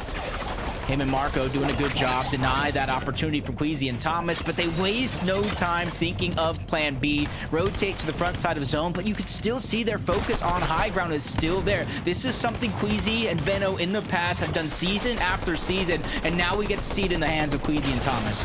We know how much Queasy likes high ground, and it looks like they're going to continue going for it. Misha, though, 2 mythics to his name, but if he's getting focused by the whole lobby, it's not going to be enough. As now the materials start running low, everybody is focusing Misha. Misha, you've got to find a way out of there. As now the rotates have started coming through. It saved a bit of time for Misha. Still 45 build, still 2 med kits. Has lost his duo partner, though, as now the high ground as well is in shambles. And that medallion is huge because that's going to get him essentially up to full shields in HP, depending on if he took zone damage trying to take the big pot. Bugsy has to leave his teammate left behind, can't go back and get that revive, so it's all up to him as a solo. A few of them left in this game, including Marco here. But the grapple blade, they're doing a good job of staying ahead of the zone. I want to see Marco use a mini to try to get his shield back up to the most it can actually be, but he's still doing a good job staying away from all this chaos that these other duos are causing. Floki continuing to stay ahead of zone here. Tarping along the edge. Very free layer. Even has the option to look above, seeing, why isn't high ground building ahead? Where are they? Are they low? Do they not have materials? What is going on? Meanwhile, Misha starting the medkit play. I think Thomas kind of knows that there's some players behind. Floki now, they've successfully taken it. They have height. They have the loot to play with it as they start applying pressure down to the players who might be looking up. Meanwhile, Thomas and Queasy, they want nothing to do with height as they're controlling the low. Yeah, that was a great find, and you see finding the sniper is going to get switched away for the floppers. Possible win condition in their hands at this moment. Definitely doesn't beat out a med kit, but if everybody gets taken down just like that, he won't have to worry. Misha even finding another elimination as a solo, getting those siphon mats, keeping his journey alive in this endgame. Top 10 has finally been reached for everybody here left alive. Incredible job from Misha here, surviving as long as possible, but now it's against the duo, and it's not any duo. It's Thomas HD, it's Queasy. Misha, you want to take an engagement with anybody except for that duo in this lobby right now. They're looking healthy. They're close together, filling themselves up on heals now, as Floki's still up above, applying pressure, taking out those duos that might be wanting to contest them.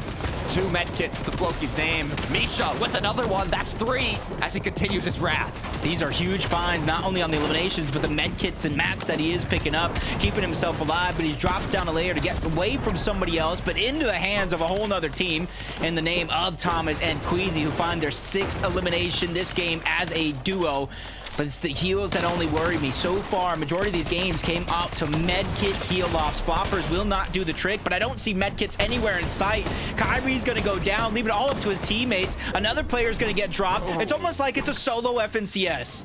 And here it is, Queasy, 3 medkits, 1 flopper, but be careful. He is not the only one playing heal off.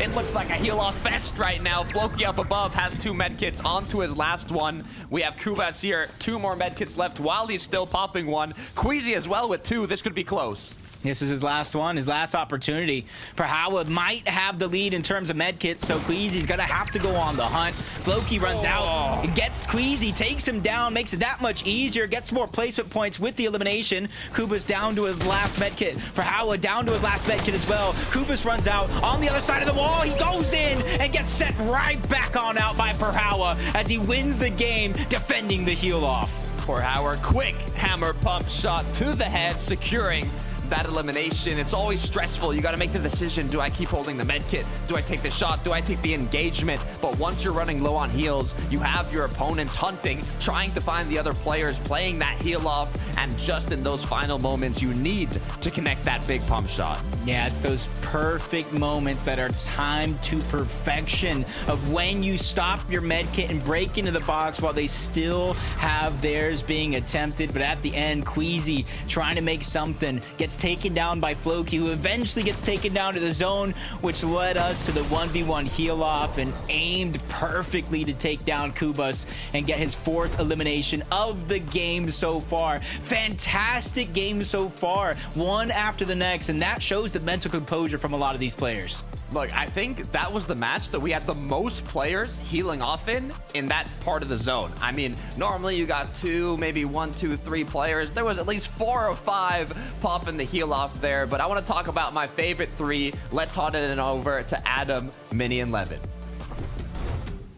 Oh, thanks, guys. Those beautiful faces. Those beautiful faces. Good to see him.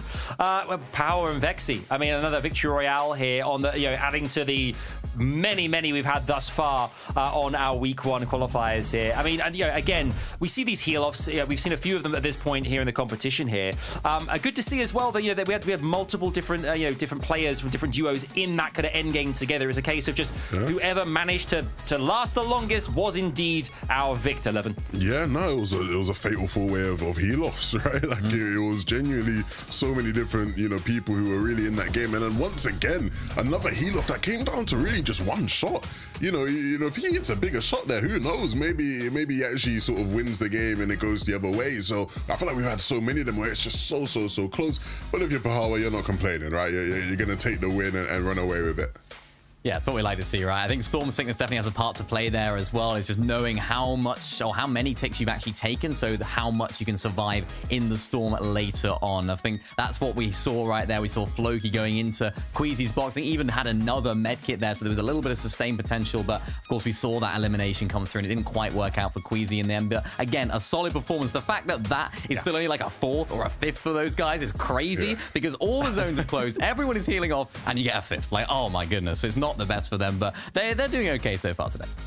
They're doing okay. I mean, let's see who else is doing okay on our leaderboard. Our standings are coming in thick and fast here. Let's take a look at them and see who is currently top of our leaderboard, and it's changed again. Chris and Skvi are currently in that top spot there, 11, with 25 eliminations. Play some points as well. However, I have no doubt Mustache and Malibu are out there somewhere and making mad plays, and they'll be back up there before long. 100%, man. Of course, Chris and Scree have had a massive jump, right, to get up there. An even bigger jump further down. Look at Refsguard and QB. They have gone up 21 places. That must have been a huge win. Or not a huge win, but just a huge game, from them to be able to get them up there. It's, again, one of these situations where things are always turning over. Things are changing. I'm sure if we refresh it again in like 4 minutes, there'll be a whole different sort of situation going on, right? So, we always are sort of on the look for these things. But, again, good to see Refsguard and QB pushing their way up there. Yeah, absolutely right there. I mean, as you can see, ever changing that leaderboard. It'll change multiple times over the course of the next hour. Trust us. Let's actually take a look at some highlights of one of our players. We talked about so much here in previous FNCSs, and rightly so. It's, of course, Thomas HD here, paired with Queasy. I mean, Thomas HD, I mean, what he does with a sniper rifle, Mini, is just, it's stratospheric. I mean, it's incredible. There are no words left. We've used every word there ever was invented for Thomas HD at this point. Yeah, we have have. And what I really liked about this endgame for Thomas and Queasy is we often associate Queasy as being the high ground king, always going on to high. But this is a really, really well-played endgame, just showing the experience from both of these players, Levin, being able to play the low ground and play it so well as well. That just comes down to experience, knowing how well the game, how the game's played and how well they can play it is exactly what we like to see from this duo. It's the adaptability, it's the overall variety to their skills. It's not just height, it's also a little bit of low ground action as well. Yeah, 100%. I think Queasy has, you know, sort of evolved as a player. He's learned not to play out of his means. I think a year ago, maybe more than a year ago, yeah, Queasy would have been psychoing for height, you know, no matter the circumstance. I just want to play on high ground. He's evolved as a player. He's learned as an IGL, and he knows, look, if the situations where we can't play it, I'm not going to play it. I'm not going to force it. He feels much more comfortable playing on other layers now, and that shows evolution, that shows improvement, and that just gives me confidence that they will be a threat come finals time. They certainly will be. I mean, communication, Mini, as well here. Obviously, key for all of our duos that have recently gotten together and kind of working things out.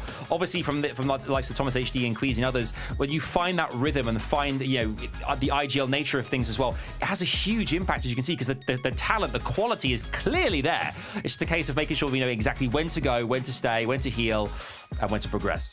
Yeah, and that'll come with experience, right? Of course, as a new duo for this season, I'm sure they'll be able to develop that. We saw what Queasy could do with Veno all the way back when they had 6 victory royales in grand finals out of the 12 games. So once they find that stride, I'm sure they'll go on to win great things.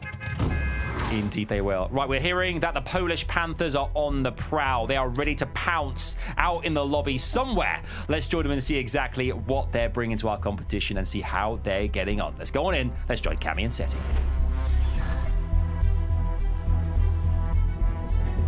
Polish Panthers. I think I might officially steal that one away from Adam Savage, especially with the way Cammy and Seti have been playing for 2 straight years. Yes, you've heard that right. Not 1, not 2, but over 2 years. Yes, I corrected myself there. That's over 3. That's over 700 days of success from Cammy and Seti. Consistency, 17 grand finals appearances for Cammy.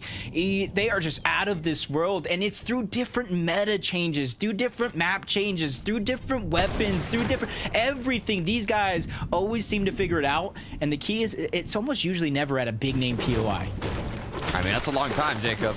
That is a long time, and that's what I like as well. Like you said, it's not always at a big POI. They find the most effective way to not only make use of the early game, but, you know, these drops, whether it be using EMPs to shield or to fish more efficiently and get those heals, as it's such a heal-off dominant type of meta. They always kind of find their route and what they like doing. That's what you love about that duo, right? Resin, though, with Vidil. 4 elims on the board. Up in an elevated position as well. And they don't even need the heals right now. They know that they'll be continuing to play aggressive here. And they can find them later on. As Chicho and Trulex have taken control of the island. Few duos around them, but no trouble. I really thought I would see more of Chicho and Trulex in big moments, end games, high grounds. They've won 2 games in the global championship final while contested at that. So when you have those sort of accolades, those sort of accomplishments in one of the biggest stages of them all, you kind of get to expecting big things come major time. Probably need some time to warm up and get things rolling as Vidil and Reason end up in a 2v1 situation. I feel like the time is ticking before this one does come to an end, because these are 2 juggernauts of the region and they know how to end these fights before that player can kind of get out, especially when already have the shields drained off. And interesting for him to just take that moment, get the big pot. Vidil's going in, trying to end this one just like that. And I said they don't want to let that early damage go to waste, but in the mini-map, I see another team towards the south, slowly but surely creeping up in their direction. Look, Resin's got faith in his duo, all right? Resin's like, you know what? Vidil's in his 1v1, but I'm just going to pop a big pot. I got no worries that Vidil won't win in this engagement. There's no way he hits this. Oh! Wow. 290 Reaper headshot, taking him out. I'm not gonna lie, he was looking kind of further out. I thought it was gonna be a long-range snipe, but that was still something. I blame you. I blame you because I felt like maybe he would have missed, but then you called him out. So it's Takada's fault. Thank you, Takata. Cursed him there in one time at least. I see how it is. Yuki and Moldy Fishy. Just being persistent on this cover. Full center zone on this 50-50. So at this point in time, they do have some room and some time to work with before other teams begin to third party over. But an ill-advised peek on the Moldy Fishy. He gets tagged up just a little bit, but that little bit is enough to make him second guess if he wants to fight this or not. Now as well, he continues to look through the cone, throwing the medkits to the teammate. I don't think this is going to turn into a huge engagement. There hasn't been any reason to yet, as the shots just go back and forth, but I believe all they're looking for is a bit of damage. It's not like they need the eliminations. Well, actually, Moldy Fishy here could use some more materials, but not enough for them to risk it all. Yeah, it's still a little too early in some of these zones, especially without Storm Surge really forcing the action just yet. You do have the comfortability to bide for your time. You don't have to force any moves, put yourself in a spot in which you don't like. And Gripey and Kylie, they found a spot that they do like. It may not be builds high in the sky, but it's definitely a bush that they found some safety in before they Flowberry Fizz their way out of there. And you can see they're going towards the south side of that 50-50 where it is beginning to open up. But they're rotating parallel to another team. It's just a matter of do they see them or not. Because once they get to this other side of the mountain, that's when they're going to be in line of sight of one another. Gotta be careful being in line of sight, especially when they see you run into a bush like that. That bush is no longer as safe. All it takes is one Reaper shot and a bit of luck from the opponent to take you out. As we go back to the Polish Panthers. Polish Panthers, as Adam likes to say it. Cammy and Seti on the complete uncongested side of the zone. You can take a look at the mini-map bottom right. Nobody close to them, allowing them to have a basically free rotate. There's one duo now, which is applying a bit of pressure, but that's literally the only duo that has line of sight on them. So they could even just kind of play it a bit slow or just wait for them to rotate, which is exactly what they did. And now they have the freedom once again. Two peas in a pod. I was thinking that same thing. Even though they're trying to gatekeep them from now, eventually they will have to rotate forward in towards the zone. And that's that window of opportunity that both Seti and Cammy found. And immediately you see him try to build up for some of that height. He knows he might not stay in this spot, so you see the switch up of materials as well. And you see a lot of these calculated moves being made right before our very eyes as they get every piece of information fed to them. Look it over at Steno Lushi, though, who are more centered here in terms of being on the edge or not. They are on the north edge of the new zone. This is actually where a lot of the duos will be ending up after their rotate. So it will turn into more of a congested area. As Steno was almost cracked, forced to pop some of his shields. And it looks like they don't have too much to worry about in terms of damage. But you can never have enough damage. Never have too much. Trulex, Chicho might have been the ones blocking off Cammy and Seti. In quite the advantageous position here, to be fair. Yeah, they're just on the edge of zone, being able to look on into the distance, trying to see if anybody's going to rotate from high ground. They spot out a player, unable to land the shots, but it's the information that is important here that Trulex was able to gather, feed over to Chicho. They formulate the pan and spotting everybody either rotating or where those players are positioned in a box right next to them. Another team might not necessarily be faring well when it comes to Storm Surge. Chicho under siege, under pressure, shields get dropped. Trulex takes a massive shot as well, and this is where things get turned sideways for Trulex and Chicho. Since they took so much damage so early, they cannot fight this position, so they're forced to expend mats to go upward, which isn't always a bad thing, but it all depends on where the next zone is going to pull, which it does seem to be a max one. Chicho actually, I believe, got a knock during that engagement, maybe even an elimination, which gave them a bit more time to stay up above and make those decisions. But now, with the materials they've used and the amount of shields they've had to waste as well on that situation, seeing even Hen already built up in the zone, it's going to make it very difficult for them to maintain the tower they had built.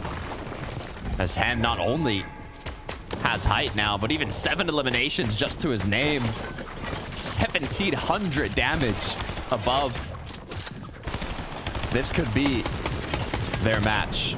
That's actually impressive between these two. They've never really been afraid of big moments, of big fights, but they make sure they are the right ones when they do have to take them time and time again. Into the distance, they're just trying to chop down Reason, not really gain any bit of elevation, but turns aside. It looks like the deal possibly has his eyes set on him. Eclipse and Frizzy as well. So much focus coming in this direction. But because they're so far ahead of the damage threshold, they don't have to necessarily peak. But as we jump on board, Trulex and Chicho, they go down with only a few placement points in their back pocket this game. Camiseti, though, looking a lot healthier than Trulex and Chicho, as they are actually taking some shots with that tower that Hen has built in the zone. Wants to have the option to break them down as the zone has pulled towards them on the west side. And they don't want to give them that freedom of already having a tower built. I believe they're ready to almost just edit what's above them after breaking that down. But will they want the high ground? Is Cami and Seti, is that something they're looking for? Or is it just a disruption that they want to make? As RZ now, Egrim. It looks like the contestation has already begun. Someone's up above them. The duo start rotating through. You got to make a decision. Do you fight for it or do you keep rotating? Yeah, you kind of see the hesitation live and in the moment, going back and forth, looking low, looking high, but unfortunately it took too long to make that decision. Hen and Vasque are able to kind of solidify that high ground and force that team not only towards the low ground, but almost ultimate low ground at that. And you can already see Vasque is going to go forward. Hen is going to put some suppressive fire down to try to make that jump towards the front side of the zone that much easier. But it's Reason who's going to be the gatekeeper from now, but a 2v1, two well-placed shots is going to momentarily pause them, but they actually give it up altogether. They don't want to fight against Vidil and Reason. High ground keeps changing over and over again. There was 3 changes in that one zone as Hen and Vasque has been forced down below now. They still have an incredible amount of damage, but now Hen is left alone. Duo partner down. 3 medkits, has the option to play a bit slow here, even stay in zone. I don't think Hen is going to be making any risky decisions anytime soon. Diox, though, and Cade trying to pop that med kit, but floor gets broken. Cancellation as the rotation comes on through. Does have a bit of materials, but not enough to be comfortable. Yeah, he did just enough to claim the space on that low ground, reunite with his teammates, but definitely running out fast as Hen drops down low. He's looking a little light when it comes to the resources, but a pull back in the zone is going to give him a sigh of relief for at least momentarily, but you still see him on the lookout, figuring out where everybody's going to rotate from. With that extra time, he was able to get some information before he makes his next move, but it's Gripey and Kylie, the ones that are overtaking the high ground late in the game, but they still have one more player to go through. A quick cone in the box is going to have them successful in this high take. Resident Vidil, have they given it up? They've been blocked off, but just for how long as a shot comes through and another duo once again. Cami and Seti, they had their eyes on it, but now they've claimed it. Up above, taking shots now on the duo's second height. They know how many duos have been contesting height throughout this match, but the materials have been used up. Resin now takes out 1, takes out 2. That's 6 elims left alone. Forced back in zone, tries to get those medkits. Unable to, now forced back again. 22 HP, no more medkits to work with, but has the materials to stay up. A little bit of a blunder as he panicked trying to find that med kit. It's still towards the backside, and with the HP that he has, he cannot go back for it. Hen now trying to make something out of nothing. Nice shots as he's staggering himself as long as possible. Reason's going to be above. He spots him out as a solo. Nice drop down attempt, but unsuccessful. But first you don't succeed, you try again. And it's Steno who gets taken down as we enter our top 4. And it's the Kings on top of the mountain. Over 2 years of dominance. They're looking to extend that for a 3rd straight year. Cami and Seti. Looking to see what type of heal-offs they have. There was just one more player left, but it looks like he's ran out of medkits now. It's looking like just a bit of aggression is all they need. 2 versus 1v1. Down below, Eclipse. You're fighting the solo and there's a duo up top. He gets that one elimination, but now Cami drops down. and picks up that last piece of the pie, securing the victory royale. They were like a bird in the sky, watching those two solos battle it out, trying to line up the shot perfectly. As soon as one of them went down, Cammy set himself to take care of the rest. With a well-placed shot, Cammy and Seti make it look easy. And after a little bit of a slow start to our day in Game 1 on the broadcast, they have definitely picked up the pace to be in that championship caliber form we know they can take. They took height at the perfect moment as well. There was so many duos contesting it, but they were the ones that executed that contestation at the perfect moment, and they were even ready to execute the heal off. Cammy went down to disrupt the low ground to get those frags. Seti was up above, ready to heal off, but all they needed was that one quick pump by the hammer pump shotgun, and Cammy cleaned it up, getting them that nice victory royale. Yep, just like that, with a few games left on our docket, I'm going to throw it on over to our analyst to break it down and show us what we got. Yeah, Cammy and Seti, the Polish Panthers, get their lunch. This is what it's all about. This is a second win this late in the day. Obviously, we know is really key going into the last kind of like 40 minutes or so ahead of the lobbies closing. I mean, Levin, it means everything now. And Cammy and Seti, we've said it so many times over the years, managed to clutch up, get that victory royale again. It's great to see. 100%, man, and really standard stuff. I'm not gonna lie, part of that lobby felt like I was watching like an FNCS throwback lobby for a second. We had Reason popping off, right? The Hen was popping off as a solo. Of course, Cammy and Seti in there. We know how long these guys have been around. It was really fun to watch, really. And Seti and Cammy not winning in the most throwback way by their standards, right? They were up on height, which isn't what people associated with, you know, them back in the day, but something that they've become very proficient at in the past year or so, and showcasing it here, really. And it looked like a win from any other game we've seen today, really, Minnie. It just did, yeah. It's exactly how we expect a game to go. But as you mentioned, yeah, Cammy and Seti, they've been developing, of course. They've sort of developed, I say been developing. They're already fully fledged now as a duo. To be able to encounter any type of endgame zone and just overcome any of the problems they have, that means going for height sometimes. That means playing low ground. That means playing mid ground. And every single time they go about that is absolutely excellent. And in particular in this endgame, what I really liked was there was so much action down below, but Cammy and Seti stayed up as a duo up there on top. They understood that there was so much action going on. They didn't want to lose one of their teammates, and they did it so well. They really did it well. One of our teams actually that we watched earlier on get a victory royale in this competition was Vico and Pink. We hear that they're out there right now cracking the whip in the lobby. Let's join them and see what they get up to. Let's dive right on it.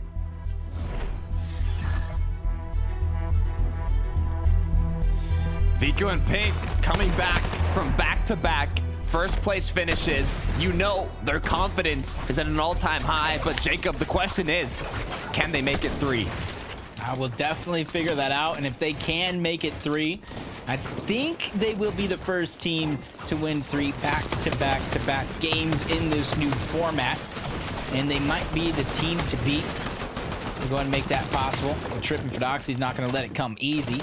They have the Grand Glacier, Mythic Nemesis, making it that much easier. You got to imagine the Medallion to follow as well, so heals. Not too much of a worry in terms of shield. Depending on what Ferdoxy has, I'll be looking for med kits, floppers, some sort of HP to be regained, but you can see they have their eyes set on another fight. Zerto actually saw them kind of talking on social media saying, I'm the guy that might be on hype. Well, this is your chance to shine, especially with Ferdoxy getting taken down. Trip now also put into a dangerous situation. 59 HP, the shots come through, the build's breaking as Trip needs to get out of here. 11 HP, one more shot, and he's taken out. Just a breath by his opponents, and he's gone, but he keeps connecting shots, although it's going to come to his end now. Prism, Vesby, feeling a bit more confident as Pink and Vico. Vico kind of looking through the cracks of his brick wall here, trying to see if he can find an option, and there it is. Julian, be careful. Back-to-back shots gets taken out, but Vico's not done. He still wants some more, and that's another elimination, up to 5. That's the scary thing about a lobby like this. Once players begin to feel themselves, they have a massive amount of points in terms of, as a cushion of comfortability, they start to let loose. And right now, Vico, 5 eliminations so far, is beginning to do just that. I feel bad for anybody that might be a little house at the top of the Avalanche because he's crashing down every chance he gets. Belusi and Gabix, they become under siege, under 5-3 HP. Shots from above just seem to be so much that they can't handle, and it's just too much for multiple teams as well. They're going in and out a lot of these builds, but still being chased simultaneously. Gabix momentarily gets left by himself as Belusi's just trying to find some sort of crevice he can hide in. A nice shot to try to back down his opponent, and that's going to give him a little breath of fresh air to try to stabilize themselves in this position.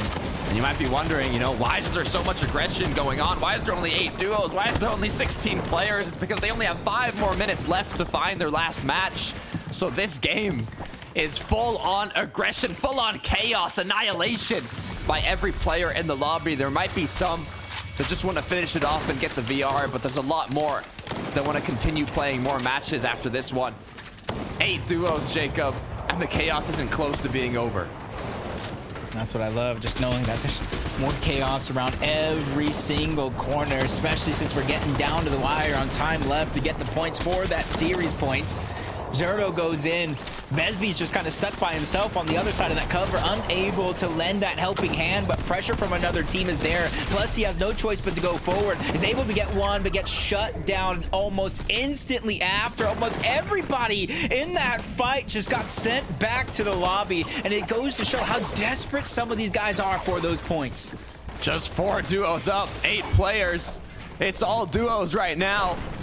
The question is, which are going to be the ones that continue that aggression? It's Pink, it's Vico. They're hungry, they're starving. Misses that pump shot, but hits the Thunder SMG. Double headshot, it's enough. Another player dropped in the box. Another elimination for Vico and Pink, putting them into a blender. 7 total elims for this duo as they continue forwards, with just 5 more players up.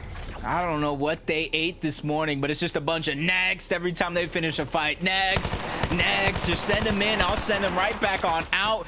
And probably one of the earliest end games we have seen in Fortnite competitive broadcast history. 9th zone, Pink and Vico just dominating the playing field, but they have one opponent left, Takata. 2 versus 2. It's looking like a Zone Wars match here as Vico's already taken down 1, and there's the second. 8 elims plus 2 from Pink, double digit. They finished it off. They were just terrorizing team after team, player after player in that last end game. They're just trying to secure themselves as many points as possible, because after these 2 qualifier weeks, where you're at on that leaderboard determines, do I get an easy road in the upper bracket, or do I have to fight with my back against the wall in the lower bracket to reach my spot in finals? Back to back to back. 3 victory royales in a row for Pink and Vico. Now with the opportunity to get into that last match of the day, we could be witnessing history. This is actually history. You said it yourself, of the 3-peat so far, the hat trick. This is complete and utter dominance coming out of Pink and Vico on the day, but with so much chaos to break down. Adam, Levin, and Mitty, let me know what you guys think of these guys. Oh, we were in awe here over here. You know, Pink and Vico, the triple threat here, they just seem unstoppable. I mean, it works in their favor. I mean, they can both, clearly communication is key. They know exactly when to go, when to hold. I mean, Minnie, we talked about this so much, the synergy between our players, and they clearly have something very strong going on. Yeah, very important, particularly in an uncharacteristically quick end game right there. I mean, the reason was, of course, everyone's trying to get into that last game, into that last queue to make sure they can get as many placing points and elimination points as possible. But this is where you need to have that good chemistry as a duo. You need to have that fighting ability, but also the ability to know when it's time to stop jumping in box. And we saw that with Pink and Vico. They understood when they could take the fight and the fights that they could take there at the end. I think calling it an end game was a bit generous. Felt like an extended mid game, you know, like a diamond ranked lobby almost at times, you know. But still, we had some top players in there, and Vico and Pink certainly are top players, and top players that you can actually watch the streaming, right? So you know, the benefit of actually a team like this, we get to actually hear their comms, and you're right, Adam, right? Because when you do get to watch these guys when they're streaming their competition, the comms are clear, they're concise, they're both on the same page, and it goes to showing the results there. And shout out to Jacob, he's adapting to where he's winning you the hat trick. quick, reference to football here. I like that, Jacob. More of that. Shout out Jacob. I mean, as well, talk about the kind of like ninth zone there being the end game. For newer kind of viewers to FNCS, how does that change things up competitively when you finish that early in the game, Mini? What does it do differently? How does the mindset change of players when they can see that kind of the lobby is really thinning out and there's still kind of ample time to go? Yeah, it kind of all depends on where you are on the leaderboard and what type of a team you are. If you're confident of fighting, then you might as well try and capitalize on those eliminations. But if you're not quite as confident of fighting, which I hope a lot of these teams are, you can actually just ride out those placement points, right? As everyone else is battling it out, you just have to keep one eye on the clock. When you're playing the open tournaments like the Cash Cups and stuff, just keep one eye on the clock. Make sure that you're actually able to make the most of the game and then get into the next game. Otherwise, it's a complete disaster. This is what I was talking about earlier in the day, Adam. It's like you're not just playing a lobby like we typically have in traditional round fours. You're playing the tournament, not just a specific lobby, the tournament. Yeah. Like Minnie said, paying attention to the clock, figuring, okay, this is our W key game. Then we head into the final stats game, right? These are the things that the players sort of have to figure out here. Yeah, I mean, well, look, folks, we are moments away from going into one of our last games, if not our last game of today's Week 1 Qualifier 1 here at Major 1. Let's take a look at our standings as they look now, comparatively to the end of the day. And as you can see there, with our Victory Royale, Vico and Pink propel themselves into first spot. You can see some of the teams we talked about earlier on in the competition as well. Mustache and Malabuka in second place. You can see the likes of Chris and Svi, who were there earlier on in the top spot. Setting and Cammy come in. I mean, Minnie, this is looking really exciting here, but this next game, this could be such a big difference maker going into the second week of qualifiers. So you can see 11th through 20th position here as well. Yeah, I'm really happy for Pink and Vico as well, because going into this week, there's a few question marks about who Pink was going to be playing with. He's playing with Venno in these sort of console Cash Cups and stuff. There's a few people that were asking him, hang on a sec, who's he actually going to be playing with coming into this FNCS? It's Pink, it's Vico, it's the duo coming back together. I'm sure, Levin, you know all about how that went down. Yeah, there was definitely a moment where, the Pink Venno duo was a possibility. But yeah, not this season. And thankfully for Vico, I did see in 17th place, just a second, King and Phaser doing really well. So of course, big up to the BR boys for bringing the heat on EU. Yeah, no, it wasn't 17th, it was 14th. Wow, even better. 238 points so far. So again, showing that they can hang with the big boys here. Yeah, I mean, that's actually a really good point, isn't it? Coming into we've seen it previously that other, some players in the past have come into different regions, and talk us through this, Levin. How difficult is it, would you think, for a player like King or like Phaser for that matter as well, to come into a different region, knowing that the kind of the caliber of talent in this particular region as well? Like, what's the kind of game plan? Do you think there is an overall game plan? Is it more a case of just kind of like, let's do what we do best, let's do what we do on our Brazilian region, and just hope that it kind of sings here in EU? You have to have a sense of humility, one, in that, look, you've come from a region that isn't as strong traditionally, right? And so they can't have come here thinking, yeah, we'll just do what we do on BR. No, impossible, right? And I think they have actually shown signs of being serious, right? They have a coach, they have someone that they are using to help them to figure out those small details. And ultimately, the skill level is there, right? Even if we say, traditionally, Brazil's not as strong a region as the EU, they are still as skilled as the teams here on EU. So it's just about figuring out where they fit into the meta, how they can express their gameplay through the lobby.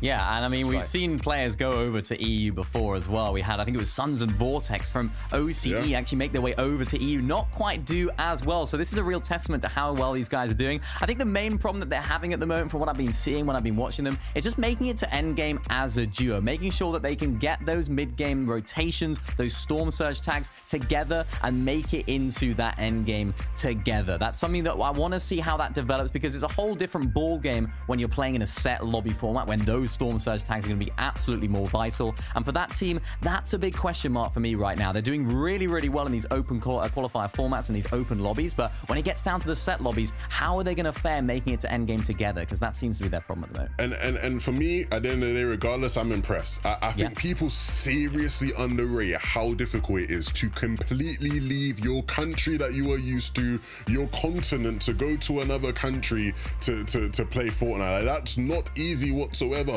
We've seen players come get homesickness. We've seen players come they just can't adapt to a new environment. Look, I'm sure Germany's a very nice place. I'm sure the food ain't as good as it is in Argentina, right? There's a lot of differences there. You wake up in a whole different environment. The air feels different. Everything feels different. And you still manage to find a way to perform. That tells me you are a quality player. So just them even being here, for me, I really give them serious props. And I think everyone really should as well.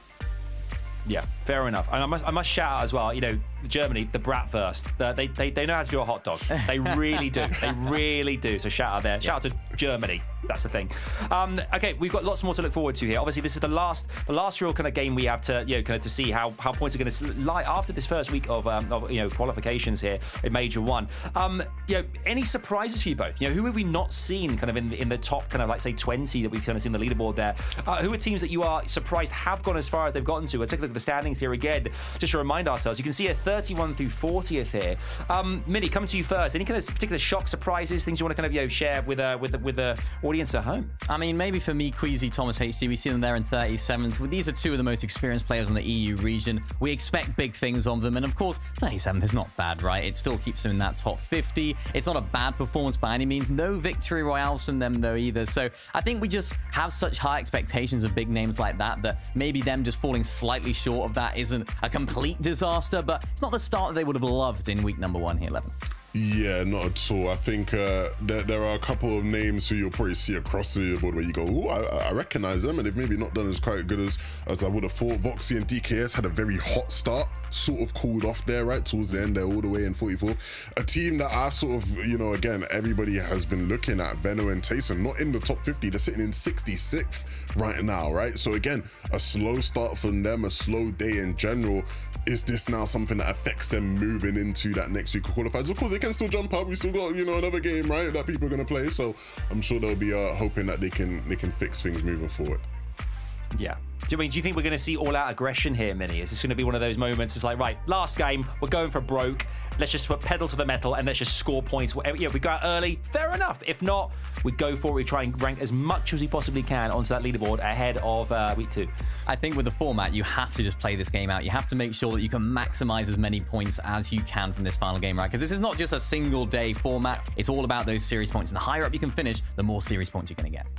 You're darn right, Minnie. You're darn right. Right, let's head on over to Takata and Jacob as we head ready for our last match here on week 1 of our Qualifier 1 here on Major 1 in FNCS EU. Over to you, boys. Let's go. Thank you so much. I love Adam, Levin, Minnie. I mean, they do such a great job on the desk. But Jacob, look, we're back. We're about to get into the last match of the day. We've had pure action from game 1 all the way to these last matches. I mean, the last game we saw, we were talking about it. Could that have been the quickest match in FNCS history? I'm gonna wait for the officials to call it out after the show, but I think we witnessed the fastest VR in Fortnite history, and as quick as that one ended, let's get right into our final game of the day.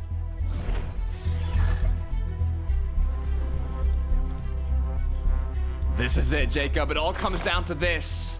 I almost wanted to say Game 6, last game, but this isn't the traditional format. 250 duos are competing today, and we are seeing the last match from a fan favorite, MrSavage, Mongrel, even Fredoxy Tripper here. The Titans are competing together to get as many series points as possible. Remember, on the series points leaderboard, the upper 50 will go to the upper bracket and the lower 200 will go to the lower bracket for the semifinals. So every single placement counts today.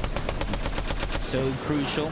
Give you a point breakdown momentarily, but as we tune into Fredoxy and Trip, they traded reses against their opponents and immediately are back on the offensive. Fredoxy's going to lead that push. Trip's just trying to get as much HP on up as possible before he joins the fray. But Fredoxy is doing such a good job of causing disruptions for this team, so they can't find a comfortable moment in this fight. But little do they know, they're so far behind on that HP and shield lead. They're making the perfect decision to disengage and put themselves in a better spot. Remember, this is the last match, so if you get eliminated here, that's it. You don't get another opportunity for this first qualifier. All the points have to be secured in this last match here. As what a shot from Fredoxy. No scope needed on that Reaper sniper rifle to pick up a quick 11 and another one from Fredoxy. Are you kidding me?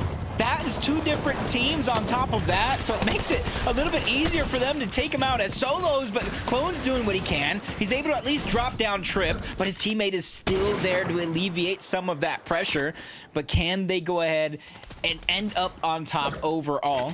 And just like so many teams in this finals today, 250 to be exact. I feel like this is one of the first times we're getting to graze Tayson and Veno, but a nice little no-scope there. Tayson's going to be able to back down after taking a crucial shot. Medallion doing its thing, getting his shield up 2 at a time. He just needs time to separate himself so he can get all the way up to 50 shields. Veno joins the fight, and there is the alleviation of pressure we were looking for. Tayson jump scared by his opponent in the box. I mean, if he hit a headshot with a no scope, I would have lost it, Jacob. I would have lost it there. But luckily enough, neither player went down. Tayson was able to survive. The opponent was able to come off just with a little scratch on his shoulder. Probably a big scratch, seeing it came from a sniper rifle, but he's still up, still going in the facing fields, changing the medallion to make sure both players can recuperate enough shield without having to use minis or bigs. And hopefully it was a med kit as we go back to Resin now, the deal, who are in the zone and are feeling a lot more comfortable. After seeing some of the names in this lobby, this is almost looking like a final style lobby with the superstars that we all know and come to familiarize ourselves with. A little bit of a slow rotation here on the south side, both the deal and Reason just being very, very conscientious of that mountain. Typically, because there's a launch pad up there, team will begin to make that their home base as Savage and Mongrel on top of Rift Island. And they're just pushing this team off. They already have one knock and they're looking to solidify that one. Etsy on the other side, he's just trying to stave off getting eliminated himself, but they have their eyes set on this prize, and that's 2 more points. That's placement points, potentially, if they continue to dominate the lobby like this. The Savage gave me a little mini nervous attack right there momentarily. I thought everything was going to come crumbling down. I was like, maybe grab onto the zip line, maybe do whatever you can, but he made a good use of the grapple blade there, barely securing a shot back on the builds. And I think he's thinking now, you know, maybe we don't need this elimination yet. We can take our time, maybe chop through some builds. Don't have to rush it. They know that their player is low, their opponent. They do have full shield, but HP-wise, did I just hear his legs get broken? No, he's still up. Okay, thought I heard a sound there.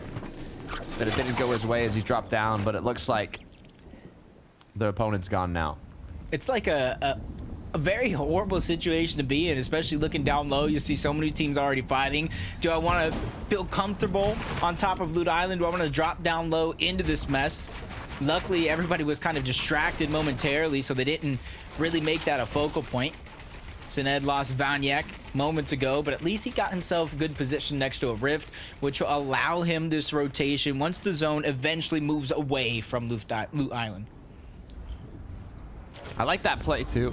It's just scary sometimes, because if there's enough duos looking up, when you hit that rift eventually to rotate, it could cause you to get shot out of the sky, but a lot of the times it should work out just fine as Ripey, Kylie making their way through. A very nice pull, actually, for the 5th zone for them.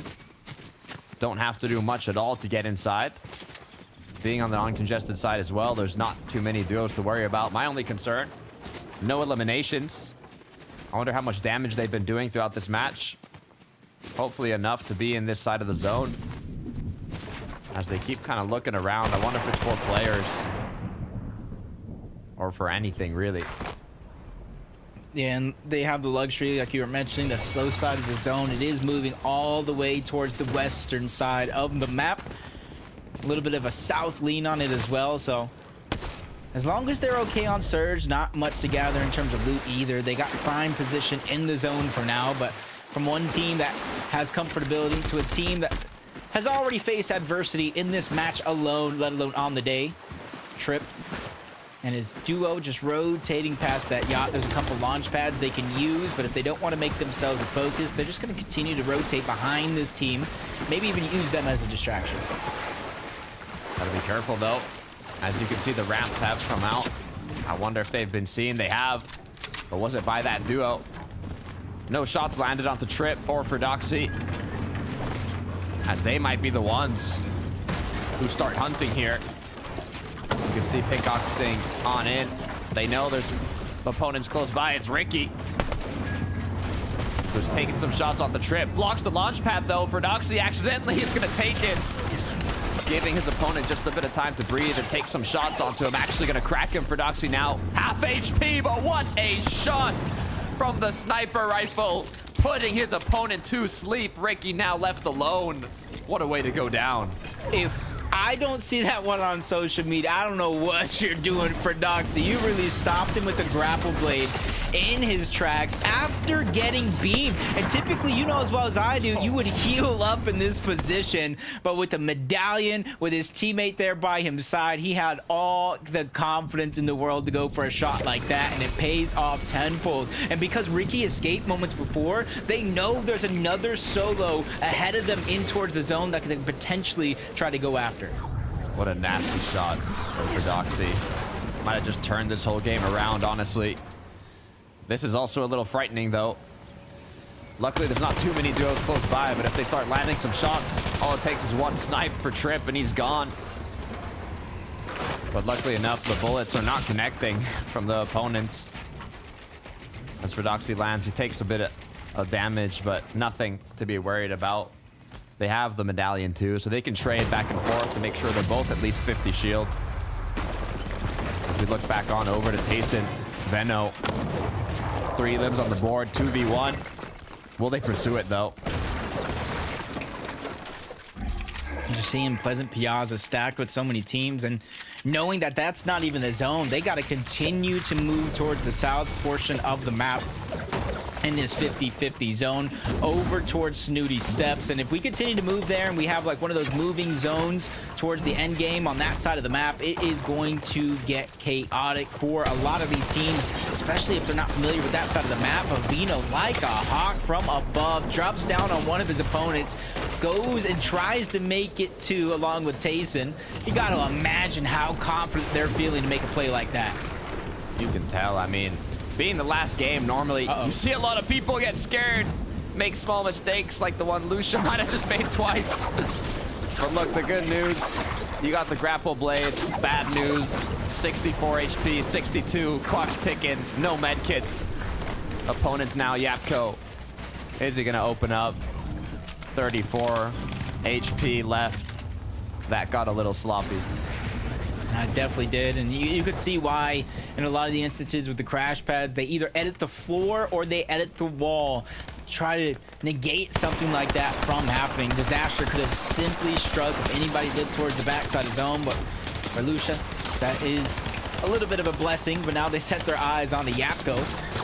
I think momentarily they might have spotted out as a solo. The shots continue to fire in that direction. Couple of other teams lending that helping hand, but it's forcing Yapko to just kind of displace himself, not allow him the comfortability to heal. And now that he finally does, it's forced in the zone during a 5-tick. I'm not sure how worth that actually was, but we'll soon find out.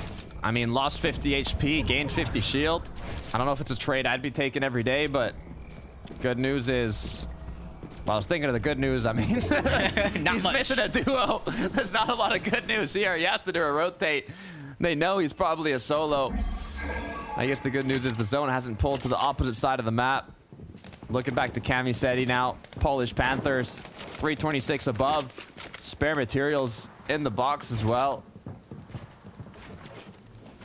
They're feeling good. Yeah, just kind of taking a peek right now. Currently, before this game started, 264 points so far.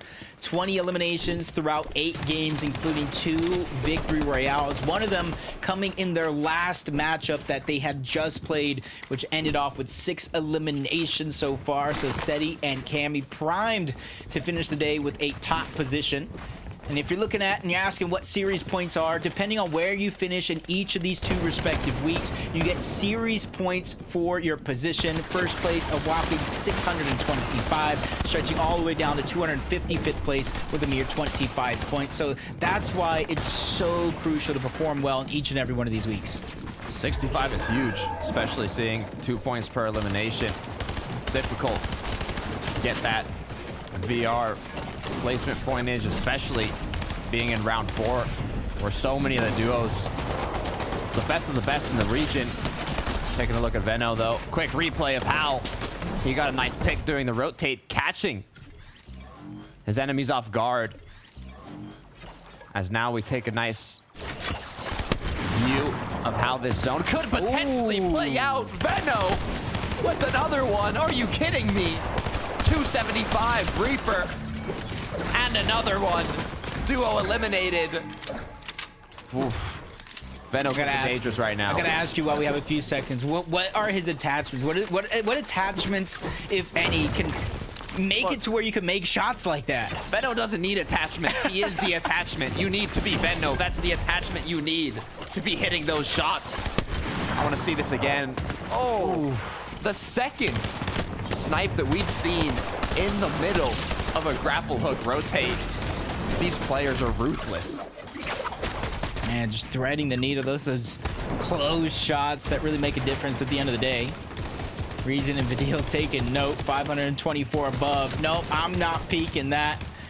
Build a full box of medals. Not chances they want to take, and they are heating up. Veno and Tayson, arguably two of the best players in the region, and showing why. Threads the needle yet again through the builds. 110. It was a body shot, but it's still a massive body shot for someone like Veno. Veno is not done. He is still cooking up these shots. Quick shot checking the bush as well, making sure nobody's close by. You can tell he's feeling something now. Flowberry rotate through Cammy. Perfectly executed. Wow. Right ahead of the zone. So many elite players in this lobby. But you got to be careful. Open that wrong edit. Someone looking at you with the sniper, and it could be the end.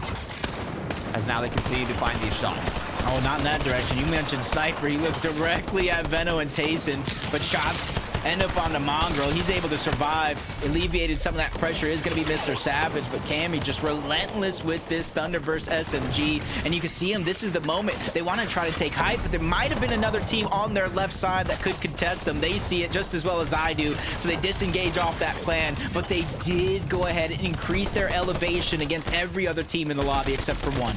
Looks like they're almost second height. You said it yourself. They have the freedom to look above and make that decision. If it's something they want to take, as Vidal wants to take an elimination. Now, good amount of materials, consumables, looking healthy as the rotation continues on through, but be careful. Players close by. You don't want to get in a dangerous position, especially against a duo like Mongrel and Savage. Forced to use some floppers, some shields to recuperate what they've lost. But they're just getting started. Yeah, they're gonna have to find some sort of a refresh. Mongrel's not in the most comfortable position when it comes to builds, and even expending more on the way there. Misha and Teeny coming back after that last game where they got taken down a little early for their liking, and they're making it look easy, moving their way through these builds. But Veno with the Flowberry Fizz steals high ground away from Marco and Firebro. Tayson lands a good shot, but it comes at a cost, a sacrifice of so much HP and shields, but they're successful in taking over this high ground late in the game. I'm not sure if Veno has any medkits, but for Mongrel, that flopper might just be all he needs as he continues to apply that pressure, that aggression, as Vidal and Resin get more and more close to the high ground. They know Tayson's lit. Veno, though, almost full HP and shield, showing that confidence from above, saying, don't come to my high ground. I've already claimed it. Camiseti as well, getting closer and closer to second height. Do they want it is the question. The pressure has to continue from above. This is it. These are the moments right here with so much going on. Savage and Mongrel find their way in front of the zone yet again. But history repeats itself. Not finding a refresh when they need it. They are down on mats yet again. They know another team is behind them, but they're waiting for the perfect moment. They're actually sandwiched between two. 6 med kits on Cammy and Seti. Win condition is clearly defined if they could just make it far enough, but there's a team on their back. Pressure from above. They're not going to let this one go easy as Savage and Mongrel find a huge flank onto Misha. Teeny's just trying to escape and keep their game alive. One for Savage, but he's hungry for more. Continues to rotate along the edge of the zone. Recuperated the materials that he needed. Tayson Veno up above, but they're missing the medkits that Cammy has. Vidal and Resin, it's all legends up in this lobby, and they're not done cooking as now Resin gets taken out. Mongrel takes some shots, but Vidal is the one to connect the knock. Now, just 19 HP to work with. Lower and lower as the 1 versus 1 versus Savage gets dropped down. forced below. Seti now looking for the aggression, looking for the eliminations. Vanille gets taken out. Veno up above now alongside Tayson are forced to take action. They don't have medkits. They need to get elimination. Savage taken out. Veno now with 8. Just a 1 versus 1. Can he connect the last shot? No, gets knocked, but his teammate up above Tayson now. Will he have enough time to outlive his opponent? Where is his opponent? That's the Cammy. I forgot about the 6 medkits. He found 3 more. And while I'm sitting here looking where this last player was, Cammy's looking at the top of the mountain, taking that victory royale with ease. And even I called out their win condition, and they still pulled it off. Huge tail end of the day for Seti and Cammy as they complete the back-to-back to end their day. I was wondering, Cammy had 6 medkits. Where did he go? Where was he lost? Veno and Tayson played it so well up above, aggressive, getting Elim after Elim, annihilating everybody that was close by. But that was the one player we lost. It was Cammy with his 6 medkits, nice and cozy in his box, just healing and secured that victory royale. Yeah, they even got their 4 eliminations late in the game, typically where they begin to shine the most. And when this game started, Takata, they were in 14th place. I broke down their stats, 264 points with 2 VRs. They just earned themselves the 3rd. This could be a 3rd straight year of dominance from Seti and Cammy. I loved it. I love this new format. I mean, personally, the action was non-stop. Pure legends in the last match. It was absolutely incredible. But that's it for me and Jacob breaking down the games. We're gonna head right back to my 3 favorite people, Adam, Levin, and Minnie. Thank you so much. Do you know what? You have a piece of my heart. A piece of my heart is just for you. You can see that. That's just for you. A piece of my heart's for you guys. The rest is for you. Obviously, 11 for Minnie. You get 2.5 pieces. Bristol, I love Takata and Jacob brought so much to life for us there. Love those guys so much. Thanks for doing a stellar job, fellas. An incredible end game. Just when you thought it was all over, Cammy's just... He's there. He's always there. And they've managed to secure more points against Veno and Tayson, we saw at the end there. But congratulations, GG's to Seti and Cammy there for a 3rd victory royale. Levin, what can this duo not do at this point? Not much. I mean, it's just ridiculous. What do you do against a guy with 6 medkits? like, what do you do? I don't know. Like, you can't find it, especially in Tayson, that situation. You start dancing at the end because it's like, yeah, it's over. There's nothing we can do. It's ridiculous. Look at him. That just shows how well they've set up. I mean, to have 6 medkits at that point in the game just shows they know where all those medkits are. They're able to get those refreshed. We saw it. It's few eliminations right there for the duo. And yeah, as you mentioned, I actually don't know what you can do about that. You just have to sit back and just say, yeah, you know what? You're the better player there. You won the heal off. Congratulations. You have to take 2nd for Tayson's case. Call it a day. Unbelievable. Let's actually take it back to the top of the show. We talked about Mongrel and MrSavage. Let's do it all over again because another duo who had a really unbelievable first qualifier, should I say, here, and week 1 of Major 1. And they have just picked up where they left off here, Levin. Oh, man. I think the hype for them is going to be even more than it once was because they've actually shown here in this round 4 that like they are able to keep up with everybody. And of course, yes, it's not the set lobbies, and so there still will be that sort of cloud over their heads of, hey, when they get into a set lobby, what do these guys do? Forget all that now. Let's enjoy the hype. Mongrel and Savage are back, baby. Let's do this. I love it. And that's exactly what we're all here for. Even Savage the other day, his stream title was Prime Savage is back. And I couldn't have put it better myself because he's playing so well right now. I love watching him play. I love the way he navigates these end games. And it's, he's not got an absolute noob on his team. It's Mongrel, right? So it's not going to be something that he's having to carry, but he's doing so much great work right now to lead Mongrel, to get him back up to speed. Because even though Mongrel's making a few decisions that we would have, maybe questioned a little bit here, all the way back in Chapter 2, that was part of the meta. Now, not so much. He's definitely being able to lead Mongrel in a really, really nice way. And I'm sure by week 2, they'll just keep on getting better and better. Maybe, just maybe, we'll see them in our grand finals this season. Yeah, they've kind of galvanized all of us. They clearly enjoy playing together too, which makes it all the more fun to watch and unfold. So, GG's to Mongrel and MrSavage. We've got to talk about Veno and Tayson. We haven't covered them too much on the broadcast today, but Veno is just outrageous. Oh, wow. Some of the things that he does, Levin, it blows my mind. It could bring a tear to my eye, you know. This is beautiful. Like he is playing Fortnite at a level that is just it genuinely brings a tear to my eye. The guy is unreal. Some of the snipes and the shots and the things we were seeing him do throughout this game, then at the end, it's just ruthless aggression. I mean, you know, he stops there to heal, he's hitting shots left, right, and center. Eventually, someone is able to deal with him. But the point being, Veno and Tayson, I called them out before the game, Adam. Remember, I said, look, they're in 66th. Like, it's not looking good. Like, what's going on with my boys? Way up there now. Yeah, they had the answer there for you. I just love watching Veno, like the way he plays. It seems so effortless, yet when 99.999% of the rest of us try and do it, it doesn't go very well. There's a beautiful snipe out of the air that he got. I think it was onto Spenaldo, I believe. And then there was a little full box, full piece, 200. Absolutely beautiful from Veno. He just seems to just scream class every single time that he plays. And it's honestly a pleasure to watch. I'm hoping to see more development from that duo. And hopefully next week, they'll get off to a little bit of a better start. But that was just a little snippet of what they can do. For sure. Yeah, absolutely right here. Let's actually take a look at the final standings. After today's action, you've seen so much of it. It's been such a treat for us watching around the world. And you can see here at the top, would you believe, it's Vico and Pink Levin. They have 43 elims, 283 placement points, which makes 369. Boy, they've had a great day. Shout out to the Goons. Shout out to the Goons. Pink and Vico leading the way. Ecstatic, man. I super happy for them. Both of them work incredibly hard, and so, you know, seeing them reap the rewards here, I'm sure that'll be a massive confidence boost for them. Yeah, 3 wins in a row as well for that team today. I mean, absolutely incredible stuff. Let's see if they can continue that momentum going into next week. Another team, though, of course, as well, that's done really well there to boost their way up. Deal and Reason in that game. We saw them popping off. A team that I'm excited to see keep developing this season. Of course, some experience in that duo. Some real great FNCS winning pedigree as well. So that, for me, is a duo that I'm excited about, Levin.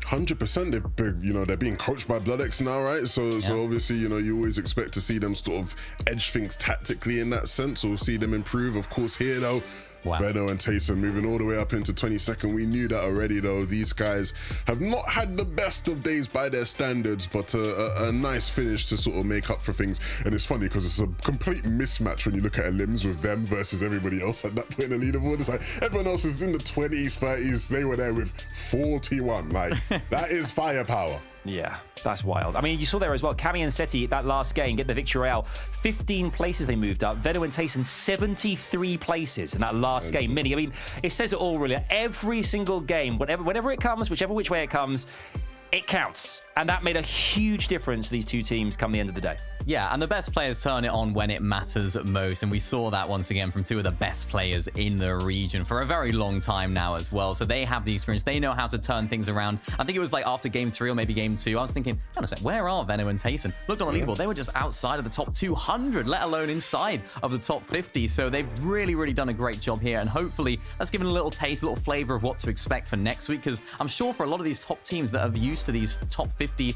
or 50 duo lobbies, that it definitely took them by surprise a little bit as to how this was going to play out. And even for us, it was a real spectacle to watch. It really was. It really was. Speaking of next week, it is coming thick and fast. Next week, you have week 2 of Major 1 qualifiers. Today has been absolutely electric. Thank you guys at home so much for being here and enjoying it with us here. A huge, of course, shout out to Carter and Jacob for casting beautifully throughout the course of the day. My guys, 11-2K Mini Miner, thank you guys so much for the desk here as well. It's been great with you guys again. I've loved being back here in the seat as well. It's been fantastic being here this week. Of course, Frankie is back next week, hosting with the fellas on the desk. Big shout out to production, all the players, you guys for watching. Make sure as well, do not miss NA coming your way with Zeke and the squad. That is definitely one to look out for, coming a bit later on. But for now, thank you so much for watching FNCS EU Major 1 Week 1. It's been great having you here, and we look forward to seeing you all out there on the Battle Bus. Till then, bye-bye for now.